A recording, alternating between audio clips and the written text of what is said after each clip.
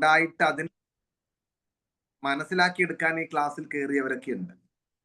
എന്തായാലും നമ്മൾ ഒരുമിച്ചുള്ള യാത്ര ഏകദേശം ഈ ഒരു കോഴ്സിനോടുള്ള ബന്ധത്തിൽ ഈ യാത്ര താൽക്കാലിക വിരാമം ഇവിടെ ഇടുകയാണ്. അപ്പോൾ ഇതൊരു അവസാനത്തെ സെഷൻ ക്ലാസ് ഈ കോഴ്സിനോടുള്ള ബന്ധത്തിലെ എൻ്റെ ലാസ്റ്റ് സെഷൻ ആയതുകൊണ്ട് കുറച്ച് ഇന്ററാക്റ്റീവ് ആയിട്ട് തന്നെ പോവാനാണ് ഞാൻ ആഗ്രഹിക്കുന്നത്. കുറേയേറെ കാര്യങ്ങൾ നമ്മൾ പഠിച്ചിട്ടുണ്ട്, പറഞ്ഞിട്ടുണ്ട്. അപ്പൊ തുടക്കത്തില് ഞാനിന്ന് കുറച്ച് കേസുകളൊക്കെ പറയുന്നുണ്ട്. നിങ്ങൾക്കൊക്കെ എന്നോട് സംസാരിക്കാം. നിങ്ങൾക്കെല്ലാം ഓരോരുത്തർക്കെങ്കിലും ഓരോ ചോദ്യമെങ്കിലും ചോദിക്കാം. ഞാൻ നിങ്ങളോടും നിശ്ചയമായിട്ടും മിണ്ടാൻ ശ്രമിക്കാം. നമ്മളിന്ന് കുറച്ച് പേരേ ഉള്ളൂ. എനിക്ക് തോന്നുന്നു ഞാനടക്കം കോർഡിനേറ്റേഴ്സ് ഒക്കെ അടക്കം 13 പേരുടെ നമ്പറെ കാണിക്കുന്നുള്ളൂ. അപ്പൊ എനിക്ക് നിങ്ങളോടൊക്കെ ഒന്ന് മിണ്ടിപ്പറഞ്ഞ് പോകാൻ പറ്റും. അപ്പൊ അങ്ങനെയാണ് ഞാനിന്ന് ഉദ്ദേശിക്കുന്നത്. അപ്പോ എൻ്റെ ആദ്യത്തെ ചോദ്യം ഇങ്ങനെയാണ്, നിങ്ങളോട് എല്ലാവരോടുമുള്ള ആദ്യത്തെ ചോദ്യം. ഇത്രയൊക്കെ ആയിട്ട് ഇനിയും ഏതെങ്കിലും ഒരു മേഖലയിൽ, മനഃശാസ്ത്ര മേഖലയുമായിട്ട് ബന്ധപ്പെട്ട് ഏതെങ്കിലും ഒരു ടോപ്പിക്കില് അല്ലെങ്കിൽ അങ്ങനത്തെ ഏതെങ്കിലും ഒരു കാര്യത്തിൽ നിങ്ങൾക്ക് ഒരു സംശയം ഉണ്ടെങ്കിൽ എന്നോട് ചോദിക്കാൻ ഉള്ള അവസരമാണ് ഇന്നുള്ളത്. അത് നമ്മൾ പഠിച്ച ഭാഗങ്ങളാവാം, ചിലപ്പോൾ നമ്മൾ ക്ലാസ്സിൽ പറയാത്ത ഭാഗങ്ങളാവാം. പക്ഷെ അത് മനഃശാസ്ത്ര മേഖലയുമായിട്ട് ബന്ധപ്പെട്ടതായിരിക്കണം എന്ന് മാത്രം. അപ്പോൾ ഞാൻ എല്ലാവരോടും പേര് വിളിച്ചെന്ന് മിണ്ടും. അപ്പൊ ഞാൻ പേര് വിളിക്കുന്ന ആളുകൾ എന്നോട് പ്രതികരിക്കണം. നിങ്ങൾക്ക് ഒരു ചോദ്യവുമായിട്ട് ക്ലാസ്സിൽ കയറിയിട്ടില്ലെങ്കിൽ ഏതെങ്കിലും ഒരു ചോദ്യമൊക്കെ ഒന്ന് മനസ്സിൽ കരുതി വെച്ചോളൂ. അപ്പൊ നമുക്ക് തുടങ്ങാം. ഞാൻ ജെറീന മാം, നീലിമ മാമിനൊക്കെ എനിക്ക് വീഡിയോയിൽ കാണാം. എന്തായാലും ഞാൻ അവരിൽ നിന്ന് ആരംഭിക്കാം. ഞാൻ ബാക്കി എല്ലാവരിലേക്കും വരും കേട്ടോ. അപ്പോ ഇന്ന് ക്ലാസ്സിൽ വീഡിയോ ഓണാക്കി ഇരിക്കാൻ പറ്റുന്നവര് അങ്ങനെ തന്നെ ഒന്ന് ശ്രമിച്ചാൽ നല്ലതായിരിക്കും. നിർബന്ധങ്ങളൊന്നുമില്ല, നിങ്ങൾക്കത് സാധിക്കുമെങ്കിൽ സന്തോഷം. ജെറീന മാം, നമ്മൾ ഈ നടന്നു വന്ന ക്ലാസ്സിന്റെ ഇത്രയും ഒരു ചെറിയ ഫീഡ്ബാക്കും കൂടെ പറയണം. നിങ്ങളുടെ ഒരു എക്സ്പീരിയൻസ് ഒന്ന് ഈ ക്ലാസ്സിനെ സംബന്ധിച്ചുള്ള നിങ്ങളുടെ ഒരു ഫീലിംഗ് എന്നോട് പങ്കുവെക്കണം. അതിന്റെ കൂടെ അഡീഷണൽ ആയിട്ട് ചോദിക്കാനുള്ള ചോദ്യം കൊണ്ടുവന്ന് ചോദിക്കണം. ഫസ്റ്റ് ഫീഡ്ബാക്ക് ആണോ ക്വസ്റ്റ്യൻ ആണ് ചോദിക്കാനുള്ളത്? ഡൗട്ട് ആണ് ചോദിക്കുന്നത്. ഫീഡ്ബാക്ക് പറഞ്ഞ് അങ്ങ് ക്വസ്റ്റ്യൻ അങ്ങ് ചോദിച്ചോളൂ. ഫീഡ്ബാക്ക് ആണെങ്കിൽ ഫാബിൽ സാറിനെ പോലെ ഒരാളുടെ ക്ലാസ് കേൾക്കാനുള്ള ഒരു ബ്ലെസ്സിങ് ദൈവം തന്നതിന് ഞാൻ ഫസ്റ്റ് ഒരു ഭയങ്കര ഗ്രേറ്റ്ഫുൾ ആണ്. എന്നുവെച്ചാൽ സാറ് ക്ലാസ് എടുക്കുന്നത് from the bottom of my heart ഞാൻ പറയാണ്. സാറ് ക്ലാസ് എടുക്കുന്നത് നമ്മുടെ മൈൻഡ്, നമ്മളിപ്പോ ഇത്രയും ഗ്യാപ്പ് എടുത്ത് ഞാൻ പഠിക്കുകയാണ്. Actually I 43 now. അപ്പൊ കുറച്ച് വർഷങ്ങൾക്ക് ശേഷം നമ്മൾ പഠിക്കുകയാണ്. അപ്പൊ ആ പഠിക്കുമ്പോ നമുക്കിപ്പോ ഇത് മൈൻഡിൽ കയറുന്ന ഒരിക്കലും പ്രതീക്ഷിച്ചിട്ടില്ല. എനിക്ക് എവിടേക്കോ മറ്റുള്ളവർക്ക് ഹീലിംഗ് കൊടുക്കാൻ പറ്റുന്ന എനിക്ക് സ്വയം ചിന്ത വന്നിട്ടാണ് ഞാൻ ഈ ക്ലാസ്സിന് അറ്റൻഡ് ചെയ്തത്. സോ ഞാൻ ഈ ക്ലാസ്സിന് അറ്റൻഡ് ചെയ്തപ്പോൾ എനിക്ക് വലിയ പ്രതീക്ഷയൊന്നുമില്ല. അപ്പം എനിക്ക് വല്ലാതെ ഇതിനെ ചെയ്യാൻ പറ്റുന്നുള്ളത്. പക്ഷെ സാറ് ക്ലാസ് എടുത്തുകൊണ്ടിരിക്കുമ്പോ സാറിന്റെ മുന്നിൽ ഇരുന്ന് തന്നാ മതി. ആക്ച്വലി നമ്മുടെ മൈൻഡിലേക്ക് സാർ ഇട്ട് തന്നോളും. എൻ്റെ ഒരു എക്സ്പീരിയൻസ് അങ്ങനെയാണ്. ഞാൻ റിയൽ ആയിട്ട് പറയണം, ഒരിക്കലും ഒരു ഫേക്ക് ആയിട്ട് പറയല്ല. സാറിന്റെ മുന്നിൽ ഇരുന്ന് തന്നാ മതി, സാറ് ക്ലാസ്സിൽ അങ്ങോട്ട് ഇട്ട് തന്നോളും. പക്ഷെ പെട്ടെന്ന് സാർ ക്വസ്റ്റ്യൻ ചോദിക്കുമ്പോൾ പലപ്പോഴും നമുക്ക് ആൻസർ ചെയ്യാൻ കഴിഞ്ഞിട്ടില്ല. അത് ആ ഒരു സാഹചര്യത്തിൽ എനിക്കെന്തോ പറയാൻ പലപ്പോഴും പറ്റിയിട്ടില്ല, അതെനിക്കറിയാം. പക്ഷെ സാറ് പറഞ്ഞ ഓരോ കാര്യങ്ങളും ഞാൻ റിവൈസ് ചെയ്യാറുണ്ട്. ബുക്സിൽ കംപ്ലീറ്റ് ഓരോ പോയിന്റ് വൈസ് ഞാൻ എഴുതി വെച്ചിട്ടുണ്ട്. അപ്പോ ഞാൻ ഇടയ്ക്കിടയ്ക്ക് റിവൈസ് ചെയ്തുകൊണ്ടേയിരിക്കും, നോക്കിക്കൊണ്ടേയിരിക്കും. അപ്പൊ ഞാനിപ്പോ ഓരോ കോഴ്സിന് ജോയിൻ ചെയ്തിട്ടുണ്ട്. അപ്പൊ അതുകൊണ്ട് കുറച്ച് ഡിലേ ആണ്. അപ്പോ അത്രയും സാറിന്റെ ക്ലാസ് എനിക്ക് വളരെ വളരെ ഹെൽപ്ഫുൾ ആണ്. എനിക്കിത് നല്ല രീതിയിൽ മുന്നോട്ട് കൊണ്ടുപോയി സാറിന്റെ നിന്നും ക്ലാസ് മാത്രമല്ല ക്യാരക്ടർ വൈസും പഠിക്കാൻ നമുക്ക് ഒരുപാടുണ്ട് എന്ന് എനിക്ക് മനസ്സിലായി. അപ്പോ സോ ബ്ലെസ്ഡ്. Thank you. നല്ല വേർഡ്സിന് നന്ദി. ഇനി ആ എന്നോട് ചോദിക്കാമോ? സംശയമാവാം, ഒരു ക്ലാരിറ്റി. എനിക്ക് ബോർഡർ ലൈൻ പേഴ്സണാലിറ്റി ഡിസോർഡർ ശരിക്കും ക്ലാസ് സാർ എടുക്കുന്ന ദിവസം എനിക്കിവിടെ ഒരു ഹസ്ബൻഡ് മരണപ്പെട്ടതിന്റെ ഒരു ചടങ്ങ് നടക്കിയിരുന്നു. പക്ഷെ ഞാൻ ക്ലാസ് കേട്ടു, ഒന്നും പോയിന്റ്സ് നോട്ട് ചെയ്ത് വെച്ചില്ല. അപ്പൊ എനിക്ക് ലക്ഷ്മി എനിക്ക് അയച്ചു തന്നു.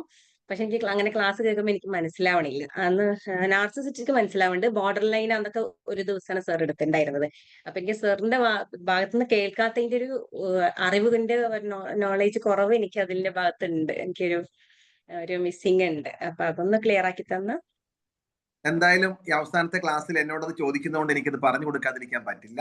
വിശാലമായിട്ടത് പറയാൻ കഴിയത്തില്ലെങ്കിലും ആ ചോദ്യത്തെ ഞാൻ ബഹുമാനിച്ചും ചോദ്യം ചോദിക്കുന്ന ആളോടുള്ള സ്നേഹം കൊണ്ടും ഞാൻ അതിനുള്ള ഉത്തരം ഒരു 5 മിനിറ്റ് കൊണ്ട് ഒതുക്കി പറയാം. ക്ലാസ്സിലുള്ള എല്ലാവർക്കും അത് കേൾക്കാം.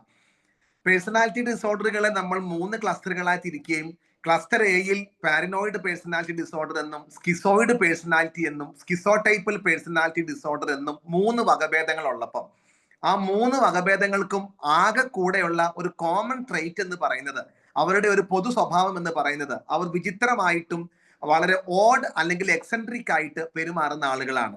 അതിൽ സംശയരോഗമുള്ളവരുണ്ട്, അതുകൂടാതെ വളരെ വൈകാരികമായിട്ടുള്ള യാതൊരു പ്രകടനങ്ങളില്ലാത്തവരുണ്ട്. അതേപോലെ അവരുടെ പെരുമാറ്റത്തിലും കാര്യങ്ങളിലൊക്കെ മനോവിഭ്രാന്തി ഉള്ള രീതിയിൽ പ്രതികരിക്കുന്ന സ്കിസോ ടൈപ്പൽ ആളുകളും ഉണ്ട്. സ്കിസോ ടൈപ്പൽ എന്ന പേരിന്റെ അർത്ഥം തന്നെ നിങ്ങൾക്കറിയാം, സ്കിസോഫ്രീനിയ അല്ലെ? സ്കിസോ ടൈപ്പൽ ഫ്രീനിയ അല്ല, അതേപോലത്തെ ആ ഒരു ടൈപ്പ് ഉള്ള ആളുകളാണ് സ്കിസോ ടൈപ്പൽ എന്ന് പറയുന്നത്. ഇതാണ് ക്ലസ്റ്റർ എ. ക്ലസ്റ്റർ ബിയിലേക്ക് വരുമ്പം നമുക്കറിയാം, ക്ലസ്റ്റർ ബിയിൽ 4 എണ്ണം ഉണ്ട്. ആന്റി സോഷ്യൽ പേഴ്സണാലിറ്റി ഡിസോർഡർ ഉണ്ട്, സാമൂഹ്യ വിരുദ്ധർ എന്നാണ് അവരെ പറയുന്നത്. രണ്ടാമത് നമ്മൾ പഠിച്ചതാണ് ബോർഡർ ലൈൻ പേഴ്സണാലിറ്റി ഡിസോർഡർ. ഞാൻ അതിലേക്ക് വരാം. പിന്നെ നമ്മൾ ഹിസ്ട്രിയോണിക് പേഴ്സണാലിറ്റി ഡിസോർഡർ നമ്മൾ നോക്കി. സ്വയം പൊങ്ങച്ചക്കാരാണ്, അവർക്ക് എല്ലാവരുടെയും ശ്രദ്ധ അവരിലേക്ക് വരണം. അത് കഴിഞ്ഞിട്ട് ഈ പേഴ്സണാലിറ്റി ഡിസോർഡറുകളിൽ വെച്ച് ഏറ്റവും മാരകവും ഭീകരവുമായിട്ടുള്ള നാർസിസിസത്തെ കുറിച്ചും പഠിച്ചു. ആത്മാനുരാഗികൾ എന്ന് വിശേഷിപ്പിക്കുന്ന, അവരുടെ കൂടെ ആർക്കും ജീവിക്കാൻ പോലും കഴിയാത്ത, സ്വന്തം കൂടെ ജീവിക്കുന്നവരെ മാനസികമായിട്ടും അല്ലാതെയും ഇഞ്ചിഞ്ചായിട്ട് കൊല്ലുന്ന ആളുകൾ, അതായത് നാർസിസിസ്റ്റുകൾ, ആ പേര് നമുക്കറിയാം. അതിനുശേഷം ക്ലസ്റ്റർ സിയിലേക്ക് വന്നപ്പം അവിടെ നമ്മൾ കണ്ട 3 ഡിസോർഡറുകൾ ഉണ്ടായിരുന്നു. ഒന്ന് അവോയ്ഡ് പേഴ്സണാലിറ്റി ഡിസോർഡർ, പിന്നീട് ഡിപ്പെൻഡന്റ് പേഴ്സണാലിറ്റി ഡിസോർഡർ, മറ്റുള്ളവരെയൊക്കെ ആശ്രയിക്കുന്ന ആളുകൾ, പിന്നെ ഒബ്സസീവ് കമ്പൽസീവ് പേഴ്സണാലിറ്റി ഡിസോർഡർ, പൂർണ്ണതകൾ എപ്പോഴും അവകാശപ്പെടുകയും മറ്റുള്ളവരും അവരെ പോലെ തന്നെ പൂർണ്ണരാകണമെന്നും എല്ലാ കാര്യങ്ങളിലും വളരെ പിടിവാശികളും കാർക്കശ മനോഭാവമുള്ള, ഒട്ടും ഫ്ലെക്സിബിൾ അല്ലാതെ റിജിഡ് ആയിട്ട് പെരുമാറുന്ന ആളുകളാണ് OCPD എന്ന ആ വിഭാഗം. അപ്പോൾ അതിനകത്ത് ഇവിടെ ചോദിച്ചൊരു ചോദ്യം, ബോർഡർ ലൈൻ പേഴ്സണാലിറ്റി ഡിസോർഡർ. ശരിക്കും ആ പേരിനകത്ത് തന്നെ അതിന്റെ അർത്ഥമുണ്ട്, ബോർഡർ ലൈൻ. അങ്ങനെ ആ അതിരയിലാണ് അവർ കിടക്കുന്നത്. ഏത് അതിരയില്? നോർമലിന്റെയും അബ്നോർമലിന്റെയും ഇടയ്ക്കാണ് കിടക്കുന്നത്. നോർമലിന്റെയും അബ്നോർമലിന്റെയും ഇടയ്ക്കുള്ള ആ അതിർ രേഖ, അതാണല്ലോ ബോർഡർ ലൈൻ എന്ന് പറയുന്നത്. നമ്മളൊക്കെ ഇടയ്ക്കൊക്കെ നോർമൽ ആവാറുണ്ട്, നമ്മളൊക്കെ അതേപോലെ ഇടയ്ക്കൊക്കെ അബ്നോർമൽ ആവാറുമുണ്ട്. ഇവിടെ ഇരിക്കുന്ന എല്ലാവരും അങ്ങനെ തന്നെയല്ലേ? ഇടയ്ക്കൊക്കെ നമ്മൾ അബ്നോർമൽ ആകുമ്പോഴാണല്ലോ ആളുകൾക്ക് നമ്മളെ കൊണ്ട് തീരെ വയ്യാണ്ടാവുന്നത്. പക്ഷേ നമ്മുടെ ഒരു ഗുണം, നമ്മൾ ആ അബ്നോർമാലിറ്റിയിൽ നമ്മൾ നോർമലിലേക്ക് പെട്ടെന്ന് ആവുന്നതുകൊണ്ടാണ് ഇന്ന് ക്ലാസ് ഇരിക്കാൻ പറ്റിയത്. അല്ലെങ്കിൽ നമ്മളെ എവിടെയെങ്കിലും കൊണ്ടുപോയി ഹോസ്പിറ്റലാക്കിയാണ്. അപ്പോ നമ്മളൊക്കെ ഇടയ്ക്കൊക്കെ അബ്നോർമൽ ആവാറുണ്ട്. എന്നാൽ ഈ ബോർഡർ ലൈൻ പേഴ്സണാലിറ്റി ഡിസോർഡറുകാർക്ക് പെട്ടെന്ന് ആ രീതിയിലേക്ക് വഴുതി വീഴാനുള്ള സാധ്യത ഭയങ്കര കൂടുതലാണ്. അതുകൊണ്ടാണ് ഈ പേര് വന്നത്, ബോർഡർ ലൈൻ. അങ്ങനെ കയ്യാലപ്പുറത്തെ തേങ്ങ പോലെ ഇരിക്കുക, എങ്ങോട്ടാണ് ചായുക എന്ന് പറയാൻ പറ്റത്തില്ല. ഇവരുടെ ലക്ഷണങ്ങളിൽ ഒന്ന്, ഇവർക്ക് റാപ്പിഡ് മൂഡ് ഷിഫ്റ്റ് ആണ്. മൂഡ് ഷിഫ്റ്റ് പെട്ടെന്ന് ഉണ്ടാവും. ചിലപ്പോൾ ഭയങ്കര അപ്പായിട്ട് വരും, ചിലപ്പോൾ ഭയങ്കര ഡൗൺ ആയിട്ട് വരും. എപ്പോഴാണ് ആ മൂഡ് ചേഞ്ച് ആകുക എന്ന് പറയാൻ പറ്റത്തില്ല. അടുത്ത ഒരു പ്രത്യേകത, ഭയങ്കര ഇമ്പൾസീവ്നെസ് ആണ്. ഇമ്പൾസീവ് എന്ന് പറയുന്ന വാക്കിന് മലയാളത്തിൽ പറഞ്ഞാൽ ഈ നമ്മുടെ എർജുകളെ, നമ്മുടെ ആ ഡ്രൈവുകളെ നിയന്ത്രിക്കാൻ കഴിയാതെ എടുത്തു ചാടുന്ന സ്വഭാവം, അത് വൈകാരികമായിട്ടുള്ള നിയന്ത്രണങ്ങൾ ഇവർക്കില്ല. എല്ലാ മേഖലകളിലും ഇമോഷൻ റെഗുലേഷൻ ഇവരെ കൊണ്ട് സാധ്യമല്ല. ഏത് വൈകാരിക പ്രകടനങ്ങളും അതിന്റെ തീവ്രതയിൽ പ്രകടിപ്പിക്കാൻ കഴിയുന്നവരാണ്. അതാണല്ലോ ബോർഡർ ലൈൻ. നമുക്കൊക്കെ ഒരു പക്ഷേ അതിനെ കൺട്രോൾ ചെയ്യാൻ കഴിയുമ്പം ഇവർക്ക് കൺട്രോൾ ചെയ്യാൻ കഴിയത്തില്ല. അപ്പോൾ ഇവർക്ക് ഭയങ്കര ഇമ്പൾസിവിറ്റിയാണ്, ഇവർക്ക് ഭയങ്കര ദേഷ്യമുണ്ട്, ഇവർക്ക് വികാരങ്ങളെ നിയന്ത്രിക്കാൻ കഴിയത്തില്ല, ഇവർക്ക് ഭയങ്കര മൂഡ് ഷിഫ്റ്റുകളുണ്ട്. അതുകൂടാതെ ഇവർക്ക് സെൽഫ് ഹാമിംഗ് ഉണ്ട്, ആത്മഹത്യാ പ്രവണതയും ഇവരിൽ നന്നായിട്ടുണ്ട്. ഈ സംഘർഷങ്ങൾ താങ്ങാൻ കഴിയാതെ വരുമ്പോൾ മനസ്സ് കാണിക്കുന്ന ഒരു വികൃതിയാണ് സെൽഫ് ഹാം. സ്വന്തം ശരീരത്തെ വേദനിപ്പിക്കുക, മുറിക്കുക. അത് മരിക്കാൻ വേണ്ടി മുറിക്കുന്നതല്ല, മനസ്സിന്റെ വേദന കഠിനമാകുമ്പോൾ അതിൽ നിന്ന് ഡിസ്ട്രാക്ട് ചെയ്യാൻ വേണ്ടി സ്വയം ശരീരത്തെ മുറിവേൽപ്പിക്കുന്ന ആളുകളാണ്. പിന്നെ അടുത്തത് ഇവരുടെ പ്രത്യേകത, ഇവർക്ക് ഇവരുടെ മോറൽ സൈഡ് ഒക്കെ ഭയങ്കര വീക്ക് ആയിരിക്കും. ഒരുപാട് മറ്റുള്ള അവിശുദ്ധ കൂട്ടുകെട്ടുകൾ, ബന്ധങ്ങൾ ഉണ്ടാകും. പിന്നീട് ഡ്രിങ്കിങ് ആണെങ്കിലും ഡ്രഗ് ആണെങ്കിലും സബ്സ്റ്റൻസ് യൂസ് ആണെങ്കിലും ഇങ്ങനത്തെ കാര്യത്തിലൊക്കെ ഇവർ പെടും. കാരണം എന്താ? ഇമ്പൾസിവിറ്റി. ഇവർക്ക് ഇവരെ നിയന്ത്രിക്കാൻ കഴിയത്തില്ലല്ലോ. അതുകൊണ്ട് കുറേയേറെ ബന്ധങ്ങൾ ഉണ്ടാകും. ഈ ബന്ധങ്ങൾ നന്നായിട്ട് കൊണ്ടുപോകാനും കഴിയത്തില്ല. സ്വഭാവങ്ങൾ ഇങ്ങനെയാണല്ലോ, എടുത്തുചാട്ടവും ബഹളവും വെപ്രാളവും ഒക്കെ ആകുമ്പം ആരാ കൂടെ നിൽക്കുക? അങ്ങനെ വരുമ്പോൾ കുറെ കാലം കഴിയുമ്പോൾ ഒരു ബന്ധങ്ങളും സ്ഥിരമായി നിൽക്കാതെ വരുമ്പോൾ ഇവർക്ക് ബന്ധങ്ങളിലും വ്യക്തികളിലും വിശ്വാസമില്ലാതെ വരും. അപ്പൊ ഞാൻ ഉപേക്ഷിക്കപ്പെട്ടവനാണ്, ഉപേക്ഷിക്കപ്പെട്ടവളാണ്, കൈവിടപ്പെട്ടവനാണ് എന്ന തോന്നലൊക്കെ ഇവർക്ക് വരുമ്പം പിന്നെ ജീവിക്കാൻ പ്രേരണ ഉണ്ടാവില്ല. അങ്ങനെ വരുമ്പോഴാണ് ഇവർ കൗൺസിലിംഗ് ഉള്ളത് തീരുമാനിക്കുന്നത്. സർട്ടിഫിക്കറ്റ്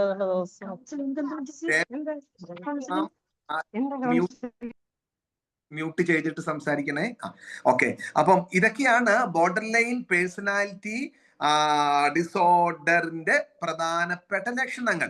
അപ്പം ഇങ്ങനെയുള്ള ഇക്കൂട്ടരെ നമുക്ക് ഒരു നോർമൽ ജീവിതത്തിലോട്ട് കൊണ്ടുവരണമെങ്കിൽ നമുക്ക് അതിനുള്ള തെറാപ്പിയാണ് ഡയലക്റ്റിക്കൽ ബിഹേവിയർ തെറാപ്പി എന്ന് പറയുന്നത്. അപ്പൊ ജെറീന മാം കേൾക്കുന്നുണ്ടോ എന്നെ? കേൾക്കുന്നുണ്ട് സർ, കാണാൻ കഴിയുന്നില്ല, എന്തോ പറ്റി. ആണല്ലേ? ഓക്കെ. ശരിയാകുമായിരിക്കാം, എനിക്ക് കാണാൻ പറ്റുന്നുണ്ട്. ശരി, ഓക്കെ. അപ്പൊ ഞാൻ തൽക്കാലത്തേക്ക് ആ ചോദ്യത്തിനാണ് ഉത്തരം അങ്ങനെ തന്ന് ഞാനിവിടെ നിർത്തുവാണ്. ഇനി ഞാൻ നീലിമ മാമിലേക്ക് പോവുകയാണ്. ഒന്ന് അൺമ്യൂട്ട് ചെയ്തിട്ട് ഏതെങ്കിലും ഒരു ടോപ്പിക്കിലോ കാര്യത്തിലോ ഒരു ക്ലാരിറ്റി വരാനുണ്ടോ? ഈ ക്ലാസ്സസ് എങ്ങനെ ഫീൽ ചെയ്തു എന്നും ഒരു വാക്കിൽ പറഞ്ഞിട്ട് ആ ചോദ്യത്തിലേക്ക് വരാമോ?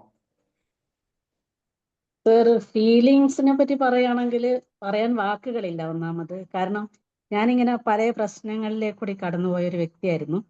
അപ്പം എൻ്റെ ഈ പ്രശ്നം എന്താണെന്ന് എനിക്ക് മനസ്സിലാവുന്നുണ്ട്. അപ്പം കുറെയൊക്കെ ഒരു നോർമൽ ലൈഫിലേക്ക് ഇപ്പോൾ വന്നിട്ടുണ്ട്. എൻ്റെ ക്വസ്റ്റ്യൻ എന്താ വിചാരിച്ചാൽ, ഈ ഹാലൂസിനേഷൻ, അതായത് ഞങ്ങളുടെ കുടുംബത്തിലെ ഒരു ആൻറ്റി ഉണ്ട്. അപ്പം അവർക്ക് എപ്പോഴും പ്രശ്നം ഇങ്ങനെ ഒരു കാവിന്റെ അടുത്തല്ല, ഞങ്ങളുടെ ഒരു കുടുംബം ക്ഷേത്രം അങ്ങനെയൊക്കെയുള്ള ഒരു സ്ഥലമാണ്. അപ്പൊ അവരെപ്പോഴും ഒരു പാമ്പിനെ കാണുന്നു അങ്ങനെ എന്നൊക്കെ പറഞ്ഞ് ഭയങ്കര പ്രശ്നങ്ങളാണ്. എപ്പോഴും അവിടെ അത് വന്ന് നിൽക്കുന്നു അങ്ങനെയൊക്കെ. അപ്പം അവര് ഇങ്ങനെ പൂജയോ അതൊക്കെ നടത്തി, എന്നിട്ടും അവർക്ക് അത് മാറുന്നില്ല. പിന്നെയും പൂജകള്, പിന്നെയും ജ്യോത്സ്യനെ കാണുക, ഇങ്ങനെയൊക്കെയുള്ള പ്രശ്നങ്ങളാണ്. അത് ശരിക്ക് അത് ഉള്ളതാണോ ഇല്ലാത്തതാണോ എന്ന് നമുക്ക് അത് പറയാനും പറ്റുന്നില്ല. അങ്ങനെ ഒരു അപ്പം നീലിമ മാം ഇവിടെ ചോദിച്ച ചോദ്യത്തിന് എനിക്ക് ഒരു കാര്യത്തിൽ എനിക്ക് പറയാനുള്ളത്, മനഃശാസ്ത്ര മേഖല പഠിക്കുമ്പോഴും നമ്മുടെ വിശ്വാസങ്ങളും സങ്കലനം ചെയ്യാതിരിക്കുന്നതാണ് ഒരു തരത്തിൽ നല്ലത്. ചിലപ്പോൾ മനഃശാസ്ത്രപരമായിട്ട് ഞാനത് പറഞ്ഞു വരുമ്പോൾ അത് മതവിശ്വാസങ്ങൾക്ക് മുറിവേൽക്കാൻ സാധ്യതയുണ്ട്. അതുകൊണ്ട് തൽക്കാലം ഞാൻ അതിൽ നിന്ന് മതത്തെ അങ്ങ് മാറ്റി നിർത്തിയിട്ട് മതവിശ്വാസം, അത് ഹൈന്ദവ മതത്തിൽ മാത്രമല്ല, ഇസ്ലാമിലാണെങ്കിലും ക്രിസ്ത്യാനിറ്റിയിലാണെങ്കിലും അത് ജൈനന്മാരുടെ ഇടയിലും പാഴ്സികളുടെ ഇടയിലും ബുദ്ധമതക്കാരുടെ ഇടയിലൊക്കെ ആണെങ്കിൽ ഇതുപോലുള്ള അസാധാരണമായിട്ടുള്ള അതീന്ദ്രിയമായിട്ടുള്ള കാര്യങ്ങളെ കുറിച്ച് പറയുന്നുണ്ട്. അതെല്ലാ മതങ്ങളും ആ രീതിയിലുള്ള പ്രവാചകന്മാരുണ്ട്, ഭാവി പ്രവചിക്കുന്ന ആളുകളുണ്ട്, കൈനോൽക്കുന്നവരുണ്ട്, ജീവിതത്തെ അതീന്ദ്രിയ ജ്ഞാനത്തിലൂടെ അറിയുന്ന ആളുകളുണ്ട്. മതം അതിനെ വിശേഷപ്പെട്ട സിദ്ധിയായിട്ടൊക്കെ പറയുമ്പം ശാസ്ത്രം അതിനെ കുറച്ചുകൂടി വ്യത്യസ്തമായിട്ടാണ് പറയുന്നത്. ഈ ശാസ്ത്രത്തിന്റെ പറയുമ്പം എന്തായാലും നിങ്ങളെല്ലാം ഒന്ന് കേട്ടിരുന്നോളൂ. ഒരു പ്രയോഗമുണ്ട്, അത് ഞാൻ നിങ്ങളോട് ക്ലാസ്സിൽ പറഞ്ഞിട്ടുണ്ടോ എന്ന് എനിക്ക് അറിഞ്ഞുകൂടാ. എക്സ്ട്രാ സെൻസറി പെർസെപ്ഷൻ എന്ന് പറഞ്ഞിട്ടുള്ള ഒരവസ്ഥയുണ്ട്. എക്സ്ട്രാ സെൻസറി പെർസെപ്ഷൻ ആവശ്യമുള്ളവര് ഒന്ന് എഴുതിയെടുത്തോളൂ. എക്സ്ട്രാ സെൻസറി പെർസെപ്ഷൻ എന്നാണ് അതിനെ പറയുക. Extra sensory perception.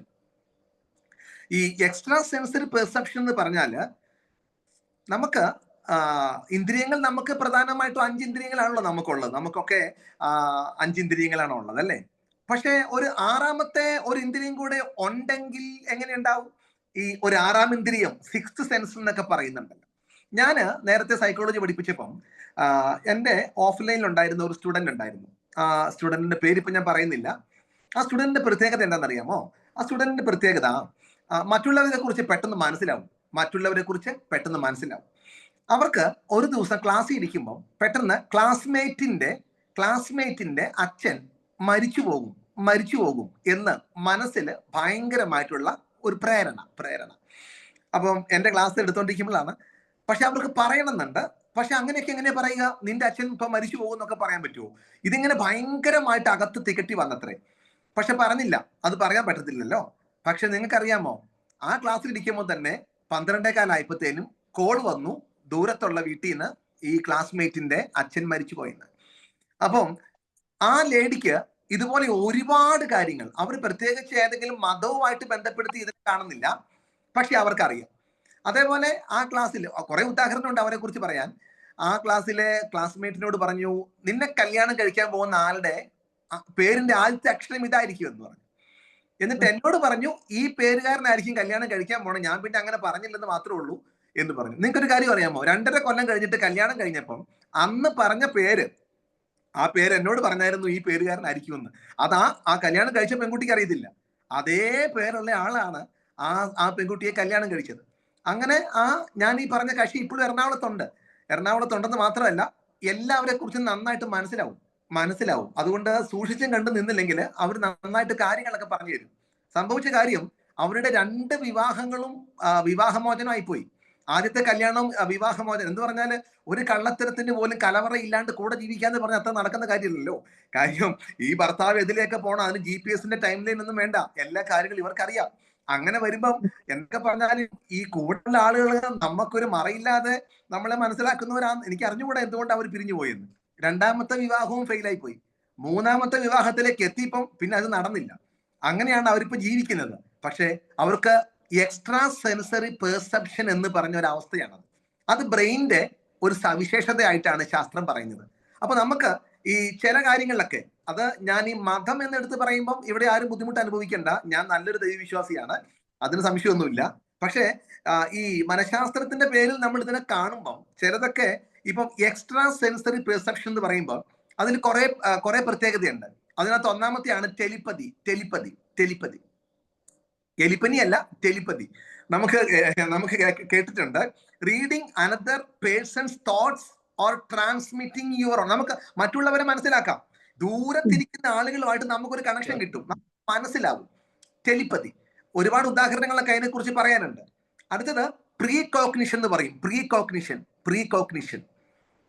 കോഗ്നിഷൻ എന്ന് പറഞ്ഞാൽ knowing about A future event before it happens. നടക്കാൻ പോകുന്ന ഒരു കാര്യം നടക്കുന്നതിന് മുൻപ് നമ്മൾ അതിനെ കുറിച്ച് അറിയുക. അതിനാണ് പ്രീ കോഗ്നിഷൻ എന്ന് പറയുന്നത്. പ്രീ കോഗ്നിഷൻ ചില ആൾക്കാർ കണ്ടിട്ടില്ലേ, അതങ്ങനെ നടക്കുമെന്ന് പറയും. സ്വപ്നം കാണുന്നവരുണ്ട്. സ്വപ്നം കണ്ടാല് അതുപോലെ നടക്കുന്ന ആൾക്കാരുണ്ട്. അത് സൈക്കോളജിയുടെ ഭാഷയിൽ പറഞ്ഞാൽ ഇതാണ്, അതായത് ഈ എക്സ്ട്രാ സെൻസറി പെർസെപ്ഷൻ ആണ്.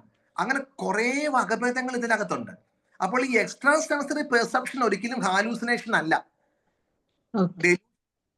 അത് അവരുടെ ബ്രെയിനിന്റെ ഒരു പ്രത്യേകതയായിട്ടാണ് പറയുന്നത്. അപ്പം ആ വിഷയത്തെ കുറിച്ച് എനിക്ക് ആധികാരികമായിട്ട് ഇപ്പൊ സംസാരിച്ച് നിങ്ങളിൽ ഒരുപാട് നേരം എനിക്ക് എടുത്ത് പോകാൻ കഴിയുന്നില്ല. അപ്പം ഈ ഒരു ഏരിയ ഉണ്ട്, അത് നിങ്ങൾക്ക് സമയമുള്ളതുപോലെ നമുക്ക് ടെക്നോളജിയും ആർട്ടിഫിഷ്യൽ ഇന്റലിജൻസ് ഒക്കെ ഉണ്ടല്ലോ. അതുകൊണ്ട് എക്സ്ട്രാ സെൻസറി പെർസെപ്ഷനെ കുറിച്ച് അറിയണം. ഈ പ്രത്യേകത ഉള്ളവര് എല്ലാ മതങ്ങളിലും ഈ പ്രത്യേകത ഉള്ളത് കൊണ്ട് അവർ സിദ്ധന്മാരായിട്ട് മാറുന്നു, അവർ വലിയ ദിവ്യ കാഴ്ചപ്പാടുള്ളവരായിട്ട് മാറുന്നു, അവർ അത് വെച്ച് പണം ഉണ്ടാക്കുന്നു. അത്രയേ ഉള്ളൂ. അപ്പോൾ ഒരു കൂട്ടത്തിൽ ഇങ്ങനെ എക്സ്ട്രാ സെൻസറി പെർസെപ്ഷൻ ഉള്ളവരുണ്ട്. രണ്ടാമത് വേറൊരു കൂട്ടരുണ്ട്. ഞാൻ ഇന്നലെ ഒരു ഓൺലൈനിലെ ക്ലാസ് എടുത്തപ്പം, ഇന്നലത്തെ ഒരു ക്ലാസ്സിൽ ഇനി അതിനകത്ത് ഇരുന്നവരാരെങ്കിലും ഈ ക്ലാസ്സിലുണ്ടോ എന്ന് അറിയില്ല. അപ്പൊ ഇന്നലെ എന്റെ വേറൊരു ഓൺലൈൻ പ്ലാറ്റ്ഫോമിൽ ക്ലാസ് എടുത്തുകൊണ്ടിരുന്നപ്പം അതിനകത്ത് ഒരാൾ എന്നോട് സംശയം ചോദിച്ചു. ഞാൻ ഈ സൈക്കോട്ടിക്കിനെ കുറിച്ചാണ് പഠിപ്പിച്ചുകൊണ്ടിരുന്നത്, സൈക്കോസിസ്. അപ്പൊ സൈക്കോസിസിനെ കുറിച്ച് പഠിപ്പിച്ചുകൊണ്ടിരുന്നപ്പം ഒരു മതത്തിന്റെ ഒരു അത്യാവശ്യം നേതൃത്വം നിലനിൽക്കുന്ന ഒരു മതാധ്യക്ഷൻ, അപ്പൊ അദ്ദേഹത്തിന്റെ ചില പ്രത്യേകതകൾ ചൂണ്ടിക്കാണിച്ചിട്ട് ആ ക്ലാസ്സിലെ ആൾ എന്നോട് ചോദിച്ചു, ശരിക്കും ഇത് ഹാലൂസിനേഷൻ അല്ലേ? അപ്പൊ ഞാൻ നോക്കിയപ്പോൾ അത് ശരിക്കും ഹാലൂസിനേഷൻ ആണ്. പക്ഷെ അദ്ദേഹത്തിനുള്ള ആ സൈക്കോട്ടിക് കണ്ടീഷൻ കൂടെ നിൽക്കുന്ന ആൾക്കാർക്ക് സൈക്കോട്ടിക് കണ്ടീഷൻ ആണെന്ന് മനസ്സിലാവുന്നില്ല. അത് ഏതോ ഒരു ദിവ്യ ശക്തിയാണെന്ന് അവർ തെറ്റിദ്ധരിക്കുന്നുണ്ട്. ആവാം, ഞാൻ ശക്തികളെ കുറിച്ച് ഒന്നും ഞാൻ ചോദ്യം ചെയ്യുന്നില്ല. പക്ഷേ ഇവിടെ നീലിമാമ എന്നോട് ചോദിച്ചതിലെ വിശ്വാസങ്ങളിലേക്ക് ഞാൻ കയറുന്നേ ഇല്ല. ഏതൊരു വിശ്വാസത്തിനും അതിന്റെ സ്ഥായി ആയിട്ടുള്ള അടിത്തറകളുണ്ട്, ആ ഡോക്ട്രിൻസ് ഉണ്ട്, അതിനൊക്കെ ഞാൻ ബഹുമാനിക്കുന്നു. ചോദ്യത്തിൽ അത് ഹാലൂസിനേഷൻ ആണോ, ESP ആണോ, അതിന് ഏതെങ്കിലും അതിന്റെയൊക്കെ ബിയോണ്ട് മെറ്റാഫിസിക്കൽ ആയിട്ടുള്ള കാര്യമാണോ എന്ന് നമുക്കൊരു കൺക്ലൂഷനിലേക്ക് എത്താൻ കഴിയത്തില്ല. പക്ഷെ പറഞ്ഞതിന്റെ അർത്ഥം ഹാലൂസിനേഷൻ എന്ന് പറഞ്ഞ ഒരു പ്രത്യേകതയുണ്ട്. അത് കൂടാതെ എക്സ്ട്രാ സെൻസറി പെർസെപ്ഷൻ എന്ന് പറഞ്ഞ ഒരു ബ്രെയിനിന്റെ പ്രത്യേകിച്ചിട്ടുള്ള കഴിവുണ്ട്. അത് ചില ആളുകളിലൊക്കെ അത് കാണും. അതേപോലെ തന്നെ വിശ്വാസങ്ങളിൽ അത് കൃത്യമായിട്ടും ഡിവൈൻ പ്രസൻസ് ആണെന്ന് പറയുന്നവരുണ്ട്. അങ്ങനെ തന്നെ ഇരിക്കട്ടെ.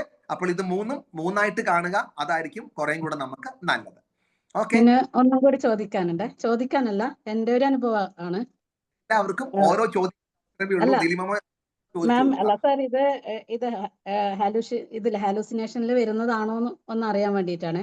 എന്റെ അനിയത്തിയുടെ ഹസ്ബൻഡ് ഗൾഫിൽ വെച്ച് ഈ ക്യാമൽ ഹിറ്റ് ചെയ്തിട്ടാണ് ആക്സിഡന്റിൽ മരിച്ചത്.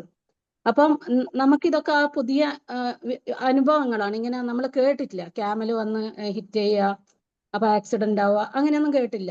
അപ്പോ അത് ഒരു ഹസ്ബൻഡിന്റെ ഒരു ഫ്രണ്ട് ഇങ്ങനെ എക്സ്പ്ലെയിൻ ചെയ്തു തരുവാണ്. അതായത് ക്യാമൽ എന്ന് പറഞ്ഞാൽ നമ്മൾ വാഹനത്തിൽ സഞ്ചരിക്കുമ്പം അതിലും ഹൈറ്റിലാണ് ഉണ്ടാവുക. അപ്പൊ ക്യാമലിന്റെ 4 കാലുകൾ മാത്രമാണ് നമ്മുടെ ഹൈ ലെവലിൽ വരിക. അപ്പം അതങ്ങനെ ഹിറ്റ് ചെയ്യുമ്പോൾ നമുക്ക് മനസ്സിലാവില്ല. വിത്തിൻ ഫ്രാക്ഷൻ ഓഫ് സെക്കൻഡ്സിൽ അത് ഹാപ്പൻ ചെയ്തു.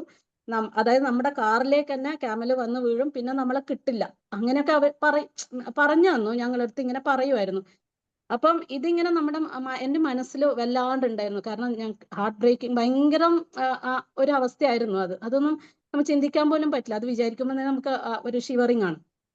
അപ്പൊ പിന്നത്തെ പ്രശ്നം എന്തായിരുന്നു വിചാരിച്ചാല്, ഞാനും ഹസ്ബൻഡും ഇങ്ങനെ റോഡിലേക്ക് പോകുമ്പോഴും ഞാൻ ചില സമയം വിചാരിക്കും ക്യാമല മുന്നിലുണ്ട്, പിന്നെ ഇങ്ങനെ കണ്ണിങ്ങനെ മുറുക്കി ഇങ്ങനെ അടക്കും. പക്ഷെ ഹസ്ബൻഡിനോട് പറയാൻ പറ്റൂല, ആൾക്കും ഒരു ഹെൽത്ത് ഇഷ്യൂ ഒക്കെ ഉണ്ട്. അപ്പൊ ഒന്നും പറയാൻ പറ്റില്ല. ഞാനിങ്ങനെ അത് ആ ഒരു തോട്ടുമായിട്ട് ബന്ധപ്പെട്ട് വന്നിട്ടുള്ള ഒരു ആങ്സൈറ്റിയുടെ കണ്ടീഷൻ തന്നെയാണ് കേട്ടോ. അങ്ങനെ ഉണ്ടായിരുന്നു. പക്ഷെ അത് കഴിഞ്ഞ് അതിലും വലിയൊരു ഹിറ്റ് ജീവിതത്തിലേക്ക് വന്നപ്പോ അതങ്ങ് മാഞ്ഞുപോയി. ഇപ്പൊ പിന്നെ വേറെ ഹിറ്റിലായിരുന്നു. ഇപ്പം നോർമലാവാൻ നോക്കുന്നു. അപ്പം അങ്ങനെ ഒരു പ്രശ്നമുണ്ട്. പക്ഷെ അന്ന് ട്രീറ്റ്മെന്റ് എടുക്കണം ഇതൊന്നും അറിയില്ലായിരുന്നു ഞങ്ങൾക്ക്. ഇങ്ങനെ ഈ പ്രശ്നത്തിൽ എന്ത് ട്രീറ്റ്മെന്റ് ആവും അറിയില്ല. അത് പതുക്കെ പതുക്കെ അങ്ങനെ പോയി. ജീവിതത്തിൽ വേറെ ഹിറ്റുകൾ വന്നപ്പോ അതങ്ങ് മറന്നു. പക്ഷെ അത് ഓർക്കുമ്പോ ഇപ്പോഴും ഒരു ഷോക്ക്. ഓക്കെ, എന്തായാലും ആ ഒരു എക്സ്പീരിയൻസ് പങ്കുവെച്ചതില് ഓക്കെ. അപ്പൊ അത് ആ മുറിവുകളൊക്കെ മാറി വരട്ടെ കേട്ടോ. ഓക്കെ, അപ്പൊ തൽക്കാലം ഞാൻ നീലിമ മാമിൽ നിന്ന് അടുത്ത ആളിലേക്ക് പോവുകയാണ്. അപ്പൊ നീലിമ മാം ഇവിടെ പറഞ്ഞത് കേട്ടു. അപ്പം പറഞ്ഞതിൽ ഓക്കെ, പറഞ്ഞത് കൊണ്ട് കുഴപ്പമൊന്നുമില്ല. ബാക്കിയുള്ളവരെല്ലാവരും ഇനി പറയുമ്പം നിങ്ങൾക്ക് അങ്ങനെ എന്തെങ്കിലും പേഴ്സണൽ കാര്യങ്ങൾ ഉണ്ടെങ്കിൽ നിങ്ങൾക്ക് എന്നോട് പേഴ്സണലി ഷെയർ ചെയ്യാം. നമുക്കിവിടെ കുറച്ച് നമ്മൾ പഠിപ്പിച്ച ടോപ്പിക്കുമായിട്ടും അല്ലെങ്കിൽ അങ്ങനത്തെ കാര്യങ്ങൾ മാത്രമേ ഇപ്പൊ പറയാവൂ. വേറൊന്നുകൊണ്ടും അല്ല, എനിക്ക് നിങ്ങളുടെ എല്ലാത്തിനും നമുക്ക് ഉത്തരം തരാനുള്ള സമയങ്ങളില്ലല്ലോ, അതുകൊണ്ട് മാത്രം. ഗീത മാം ഒന്ന് എന്നോട് സംസാരിച്ചേ. ക്ലാസ് ഉണ്ടായിരുന്നു, അത് മാത്രമല്ല എന്തെങ്കിലും ഒരു ക്ലാരിറ്റി വരുത്തേണ്ട കാര്യം ഉണ്ടെങ്കിൽ ചോദിച്ചേ എന്നോട്. സാർ ചോദിച്ചോളൂ. ക്ലാസ്സിനെ പറ്റി ഒന്നും പറയാനില്ല, വളരെ സൂപ്പറാണ്. റിട്ടയർഡ് ടീച്ചറാണ്. അപ്പൊ ഇത് കഴിഞ്ഞിട്ട് ഞാൻ എന്ത് ചെയ്യും, വെറുതെ ഇരുന്ന ബോറടിക്കൂലേ, ബ്രെയിൻ ഡ്രെയിൻ ആവൂലേ എന്നൊക്കെ വിചാരിച്ചിരുന്നപ്പോഴാണ് സാറിന്റെ ക്ലാസ്സിനെ പറ്റി അറിയുന്നതും മൈൻഡ് ട്യൂണിങ് ആർട്ടിനെ പറ്റി എല്ലാ കൗൺസിലിംഗ് സെന്ററിനെ പറ്റിയൊക്കെ അറിയുന്നത്. അപ്പൊ അത് കഴിഞ്ഞ് സാറിന്റെ ക്ലാസ് കേട്ടപ്പോ വീണ്ടും ഞാൻ അടുത്ത ആഴ്ചയിലേക്ക് വെയിറ്റ് ചെയ്തിരിക്കുന്നു. ഒരു റൗണ്ട് എന്റെ ക്ലാസ് കഴിഞ്ഞ് വീണ്ടും ഞാൻ സാറിന്റെ ക്ലാസ്സിൽ ഇരിക്കണമെന്ന് വെച്ചാൽ അത്രമാത്രം ഇൻട്രസ്റ്റിംഗ് ആണ്. പിന്നെ കൂടുതൽ എനിക്ക് ഇത് ഞാനിപ്പോ വീട്ടില് പണിയൊക്കെ എടുക്കുമ്പോ അപ്പോഴും ഇങ്ങനെ ഓരോ സ്റ്റഡീസ് ചിലപ്പോൾ എനിക്ക് നേരം കിട്ടില്ല വീട്ടില്. അപ്പൊ എനിക്കൊരു ട്യൂഷൻ സെന്റർ ഒക്കെ ഞാൻ നടത്തുന്നുണ്ട്. അപ്പൊ ഈ കേസ് സ്റ്റഡീസ് ഇങ്ങനെ ഇട്ടിട്ടായിരിക്കും ഞാൻ ചിലപ്പോ ബ്രേക്ക്ഫാസ്റ്റ് ഒക്കെ ഉണ്ടാക്കുക. അപ്പൊ എനിക്കത് കൂടുതൽ പഠിക്കാനും പിന്നെ സാറിന്റെ ക്ലാസ് വളരെ മോട്ടിവേറ്റ് ആണ്. എന്ന് വെച്ചാല് നമുക്ക് അതിന്റെ ഓരോ തലങ്ങളിലേക്ക് നമുക്ക് പഠിക്കാനും ഇൻട്രസ്റ്റോടുകൂടി അത് കേൾക്കാനും വളരെ സംശയം ഉണ്ടെന്ന് പറഞ്ഞാല് എന്റെ ഒരു കസിൻസ്, അത് ഫാമിലി ബാക്ക്ഗ്രൗണ്ട് ആയിട്ട് അവർക്ക് നമുക്കിപ്പോ പറയാൻ പറ്റില്ല. എന്തെങ്കിലും ടോപ്പിക്കുമായിട്ട് ബന്ധപ്പെട്ട് ഏതെങ്കിലും പഠിപ്പിച്ച ടോപ്പിക്കുമായിട്ടോ അല്ലെങ്കിൽ സൈക്കോളജിയുടെ ടോപ്പിക്കുമായിട്ട് മാത്രമേ ഇപ്പൊ സംസാരിക്കാവൂ കേട്ടോ. എന്താ അത് ക്ലാസ്സിലുള്ള മറ്റുള്ളവർക്കും കൂടെ പ്രയോജനപ്പെടുന്ന രീതിയിലുള്ള ചോദ്യങ്ങളായിരിക്കണം. അത്ര ഞാൻ ഉദ്ദേശിച്ചു. ഓക്കെ സാർ, എനിക്ക് ഹാലൂസിനേഷനും ഡെലൂഷനും തമ്മിലുള്ള ഡിഫറൻസ് അത്രയോട് മനസ്സിലായില്ല. അപ്പൊ എല്ലാവരും കേട്ടോളൂ. ഗീതാമ്മ മ്യൂട്ട് ചെയ്ത് വെച്ചോളൂ. നമുക്ക് മനോരോഗങ്ങളെ പ്രധാനമായിട്ട് നമ്മൾ രണ്ടായിട്ട് തരംതിരിച്ചിട്ടാണ് നമ്മൾ സാധാരണ പഠിക്കുന്നത്. എല്ലാ മനോരോഗങ്ങളെയും പ്രധാനമായിട്ടും രണ്ടായിട്ട് തരംതിരിക്കുന്നുണ്ട്. അപ്പൊ അതിനകത്ത് ന്യൂറോട്ടിക്കും ഉണ്ട്, സൈക്കോട്ടിക്കും ഉണ്ട്. അല്ലെങ്കിൽ വേറൊരു ഭാഷയിൽ പറഞ്ഞാൽ ന്യൂറോസിസ് എന്നും പറയാം, സൈക്കോസിസ് എന്നും പറയാം. എന്താണ് ന്യൂറോസിസ്, എന്താണ് സൈക്കോസിസ് എന്ന് ചോദിക്കുമ്പം അതിനകത്ത് ക്ലാരിറ്റി ഉള്ളവർ കുറച്ച് പേര് ഇതിനകത്തുണ്ട്. പക്ഷെ അറിയാത്തവർക്ക് വേണ്ടി പറഞ്ഞു കൊടുക്കുവാണ് ഞാൻ. അപ്പം ഈ സൈക്കോസിസ് കണ്ടീഷൻ എന്ന് പറഞ്ഞാൽ മനോരോഗങ്ങളിലെ ഏറ്റവും അതിതീവ്രവും ഏറ്റവും വിഷമകരമായിട്ടുള്ള ഒരു കണ്ടീഷനാണ് ഈ സൈക്കോട്ടിക് കണ്ടീഷൻ. എന്താ സൈക്കോസിസിന്റെ ലക്ഷണം? സൈക്കോസിസിന്റെ ലക്ഷണങ്ങളിൽ ഒന്ന് ഹാലൂസിനേഷൻ ആണ്, രണ്ടാമത്തേത് ഡെലൂഷൻ ആണ്, മൂന്നാമത്തേത് അവർക്ക് ഇൻസൈറ്റ് ഉണ്ടാവില്ല, അതായത് അവർക്ക് അങ്ങനത്തെ ഒരു രോഗം ഉണ്ടെന്ന് അവർക്ക് മനസ്സിലാവത്തില്ല. നാലാമത്തെ കാര്യം, അവരുടെ തോട്ട് ഡിസോർഗനൈസ്ഡ് ആയിരിക്കും, അതായത് ഒരു ഓർഗനൈസ്ഡ് ആയിട്ടുള്ള തോട്ട് ആയിരിക്കത്തില്ല അവർക്കുണ്ടാകുക. ഈ പറയപ്പെട്ട 3-4 ലക്ഷണങ്ങൾ ഒരാളിൽ ഉണ്ടെങ്കിൽ, അതിനകത്ത് പ്രത്യേകിച്ച് ഹാലൂസിനേഷനും ഡെലൂഷനും ഒരാളിൽ പ്രകടമാകുവാണെങ്കിൽ അത് സൈക്കോട്ടിക് കണ്ടീഷൻ എന്നാണ് നമ്മൾ അതിനെ പറയുക. ഈ ഹാലൂസിനേഷനും ഡെലൂഷനും ഒക്കെ ഇല്ലാത്ത ഒരവസ്ഥയാണെങ്കിൽ അത് ന്യൂറോട്ടിക് കണ്ടീഷൻ ആയിരിക്കും. ഹാലൂസിനേഷനും ഡെലൂഷനും ഉണ്ടെങ്കിൽ അത് സൈക്കോട്ടിക് കണ്ടീഷൻ ആയിരിക്കും. അപ്പൊ ചോദ്യം വീണ്ടും കിടക്കുവാണ്, എന്താണ് ഹാലൂസിനേഷൻ എന്നുള്ളത്. ഹാലൂസിനേഷൻ എന്ന് പറഞ്ഞാൽ പെർസെപ്ഷണൽ എറർ എന്നാണ് നമ്മൾ അതിനെ പറയുക. പെർസെപ്ഷണൽ എറർ. പെർസെപ്ഷണൽ എറർ എന്ന് പറഞ്ഞാൽ ഈ പെർസ്പെക്റ്റീവ് എന്ന് പറഞ്ഞാൽ കാഴ്ചപ്പാടെന്ന് മാത്രമല്ല. പെർസെപ്ഷണൽ എറർ എന്ന് പറഞ്ഞാൽ നമുക്ക് പഞ്ചേന്ദ്രിയങ്ങളാണ് ഉള്ളതല്ലേ, 5 ഇന്ദ്രിയങ്ങളുണ്ടല്ലേ. സ്കിന്ന്, ഐ, ഇയർ, നോസ്, പിന്നെ വേറെ ഏതായിരുന്നു, ടങ്ക്, ഇതൊക്കെ തന്നെയാണ് തോന്നുന്നു, എല്ലാം പറഞ്ഞു തോന്നുന്നു. അപ്പം കാഴ്ചയുണ്ട്, കേൾവിയുണ്ട്, നമുക്ക് മൂക്ക് നമുക്ക് മണക്കാൻ കഴിയും, നമുക്ക് രുചി അറിയാൻ പറ്റും, നമുക്ക് സ്പർശനം അനുഭവിക്കാൻ പറ്റും. ഈ പഞ്ചേന്ദ്രിയങ്ങളിൽ കൂടെയാണല്ലോ നമുക്ക് ഇൻഫർമേഷൻ നമുക്ക് ബ്രെയിനിലേക്ക് കിട്ടുന്നത്. നമ്മൾ ചുറ്റും നടക്കുന്ന കാര്യങ്ങൾ ബ്രെയിനിലേക്ക് നമ്മൾ കോഡ് ചെയ്യുന്നത് ഈ പഞ്ചേന്ദ്രിയങ്ങളിൽ കൂടെയാണ്. ഈ ഇൻഫോർമേഷനിൽ വരുന്ന എററുകളാണ് ശരിക്കും ഹാലൂസിനേഷൻ എന്ന് പറയുന്നത്. ഈ ഇൻഫോർമേഷൻസിൽ വരുന്ന എററുകളെയാണ് ഹാലൂസിനേഷൻ എന്ന് പറയുന്നത്. എന്തൊക്കെയാണ് അതിനകത്ത്? ഒരു ഹാലൂസിനേഷൻ എന്ന് പറഞ്ഞാൽ വിഷ്വൽ ഹാലൂസിനേഷൻ, കാഴ്ചയിൽ വരുന്ന പ്രശ്നം. അതായത് കാഴ്ചയിലെ കണ്ണിന്റെ തകരാറല്ല, നിങ്ങൾക്ക് അതറിയാം. അവിടെ പ്രത്യേകിച്ച് വേറെ ഒന്നും ഇല്ലാതിരുന്നിട്ടും ഇല്ലാത്ത കാര്യങ്ങളെ കാണുന്നു. നമ്മൾ ആരും അത് കാണുന്നില്ല, അവർ മാത്രം അത് കാണുന്നു. അതാണ് വിഷ്വൽ ഹാലൂസിനേഷൻ. അപ്പോൾ ആ വിഷനുമായിട്ട് ബന്ധപ്പെട്ട് ഒരു എറർ അവിടെ സംഭവിക്കുവാണ്. ചില ആൾക്കാർക്ക് ഓഡിറ്ററി ഹാലൂസിനേഷൻ ആണ്. കേൾവി, ഇല്ലാത്ത ശബ്ദങ്ങൾ കേൾക്കുന്നു, നമ്മൾ ആരും അത് കേൾക്കുന്നില്ല, അവർ മാത്രം അത് കേൾക്കുന്നു. അതാണ് ഓഡിറ്ററി ഹാലൂസിനേഷൻ. വേറൊരു ഹാലൂസിനേഷൻ ഉണ്ട്, ടാക്ടൈൽ ഹാലൂസിനേഷൻ. ടാക്ടൈൽ എന്ന് പറഞ്ഞാൽ എന്താ? ടച്ചുമായിട്ട് ബന്ധപ്പെട്ട, സ്കിന്നുമായിട്ട് ബന്ധപ്പെട്ട്. ആരോ എന്നെ തൊട്ടെന്ന്, പക്ഷെ ആരും അവിടെ തൊട്ടില്ല, പക്ഷേ സ്പർശനം അനുഭവിച്ചു. മേത്തൂടെ എന്തോ, ദേഹത്തൂടെ എന്തോ എഴഞ്ഞു നടക്കുന്നു. ക്രോളിംഗ് സെൻസേഷൻ എന്ന് പറയുക. ദേഹത്തൂടെ എന്തോ എഴയുന്നു, അതാണ് ടാക്ടൈൽ ഹാലൂസിനേഷൻ. പക്ഷെ അവിടെ ഒന്നും എഴയാനില്ല, അങ്ങനെ തോന്നുവാണ് അവർക്ക്. പിന്നെ ഏതായിരുന്നു? ഒൾഫാക്ടറി ഹാലൂസിനേഷൻ. ഒൾഫാക്ടറി എന്ന് പറഞ്ഞാൽ മണവുമായിട്ട് ബന്ധപ്പെട്ട. മണമൊന്നും അവിടെ ഇല്ല, പക്ഷെ അവർക്ക് ഭയങ്കര മണം. എന്നോട് എൻ്റെ ഒരു ക്ലയന്റ് കഴിഞ്ഞ ആഴ്ച വന്നിട്ട് പറഞ്ഞു, അവര് ഒരു നല്ല ശുദ്ധമായിട്ടുള്ള വായുവും അന്തരീക്ഷവും ഉള്ള സ്ഥലത്താണ് ജീവിക്കുന്നത്.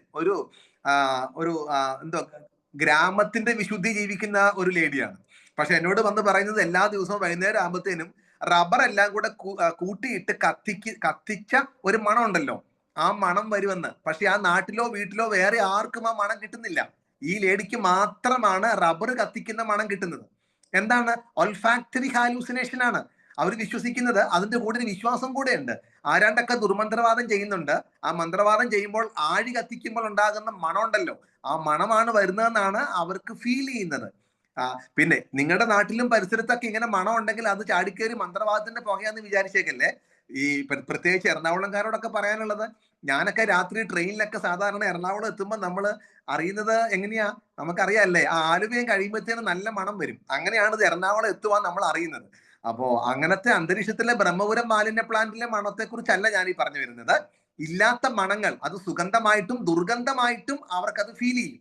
അതാണ് ഒൾഫാക്ടറി ഹാലൂസിനേഷൻ. പിന്നെ വേറൊരു ഹാലൂസിനേഷൻ ഉണ്ട്, ഗസ്റ്റേറ്ററി ഹാലൂസിനേഷൻ. നമ്മുടെ രുചി, നാവുമായിട്ട് ബന്ധപ്പെട്ടിട്ട്. എൻ്റെ ഒരു ക്ലയന്റ് പറഞ്ഞത്, എപ്പോഴും മെറ്റലിന്റെ ടേസ്റ്റ് എപ്പോഴും ഭക്ഷണത്തിലുണ്ടെന്നാ പറയുന്നത്. അവർക്ക് അങ്ങനെ പല രീതിയിലുള്ള പല ആളുകളുണ്ട്. ഇതാണ് ഹാലൂസിനേഷൻ. എന്താ? ഒരു സ്റ്റിമുലസ് ഇല്ലാതെ, ഒരു സ്റ്റിമുലൈ ഇല്ലാതെ തന്നെ അവർക്ക് അത് ഫീൽ ചെയ്യുന്ന അവസ്ഥ, ഹാലൂസിനേഷൻ. അതുകൊണ്ടാണ് നമ്മൾ ഇതിനെ പെർസെപ്ഷണൽ എറർ എന്ന് പറയുന്നത്. അതേപോലെ വേറൊരു അവസ്ഥയുണ്ട്. എന്താ ചോദിച്ചത്? ഡെലൂഷൻ. എന്താ ഡെലൂഷന്റെ ഡെഫിനിഷൻ ചോദിച്ചാൽ നിങ്ങൾ പറയുമായിരിക്കുമോ? ഞാൻ നിങ്ങളെ കൊണ്ട് എന്തായാലും ലാസ്റ്റ് ക്ലാസ് അല്ലേ, പറഞ്ഞ് ബുദ്ധിമുട്ടിക്കുന്നില്ല. False fixed unshakable belief. തെറ്റായ, ഉറച്ച, ആർക്കും മാറ്റാൻ കഴിയാത്ത ആ തെറ്റായ വിശ്വാസം, മിഥ്യാവിശ്വാസത്തെയാണ് ഡെലൂഷൻ എന്ന് പറയുന്നത്. ഡെലൂഷൻ പല രീതിയിലുണ്ടല്ലേ. Primary delusion, secondary delusion, persecutory delusion, delusion of jealous, പിന്നെ ഐഡിയാസ് ഓഫ് റെഫറൻസ്, അങ്ങനെയൊക്കെ പറഞ്ഞിട്ട് ഒരുപാട് ഡെലൂഷൻസ് ഉണ്ട്. അപ്പൊ ഇതാണ് ഹാലൂസിനേഷനും ഡെലൂഷൻ. ആ വിശ്വാസത്തിന് അടിത്തറ ഒന്നുമില്ല, അവർക്ക് അത് ആഴത്തിൽ വിശ്വസിക്കുന്നു. അപ്പം ഈ ഹാലൂസിനേഷനും ഡെലൂഷനും ഉള്ള അവസ്ഥകളെയാണ് നമ്മൾ സൈക്കോട്ടിക് കണ്ടീഷൻ എന്ന് പറയുന്നത്. Schizophrenia psychotic condition. ഡിപ്രഷൻ കൂടിയാൽ അത് സൈക്കോട്ടിക് ആയിട്ട് മാറും. മാനിയ കൂടിയാൽ സൈക്കോട്ടിക് ആകും.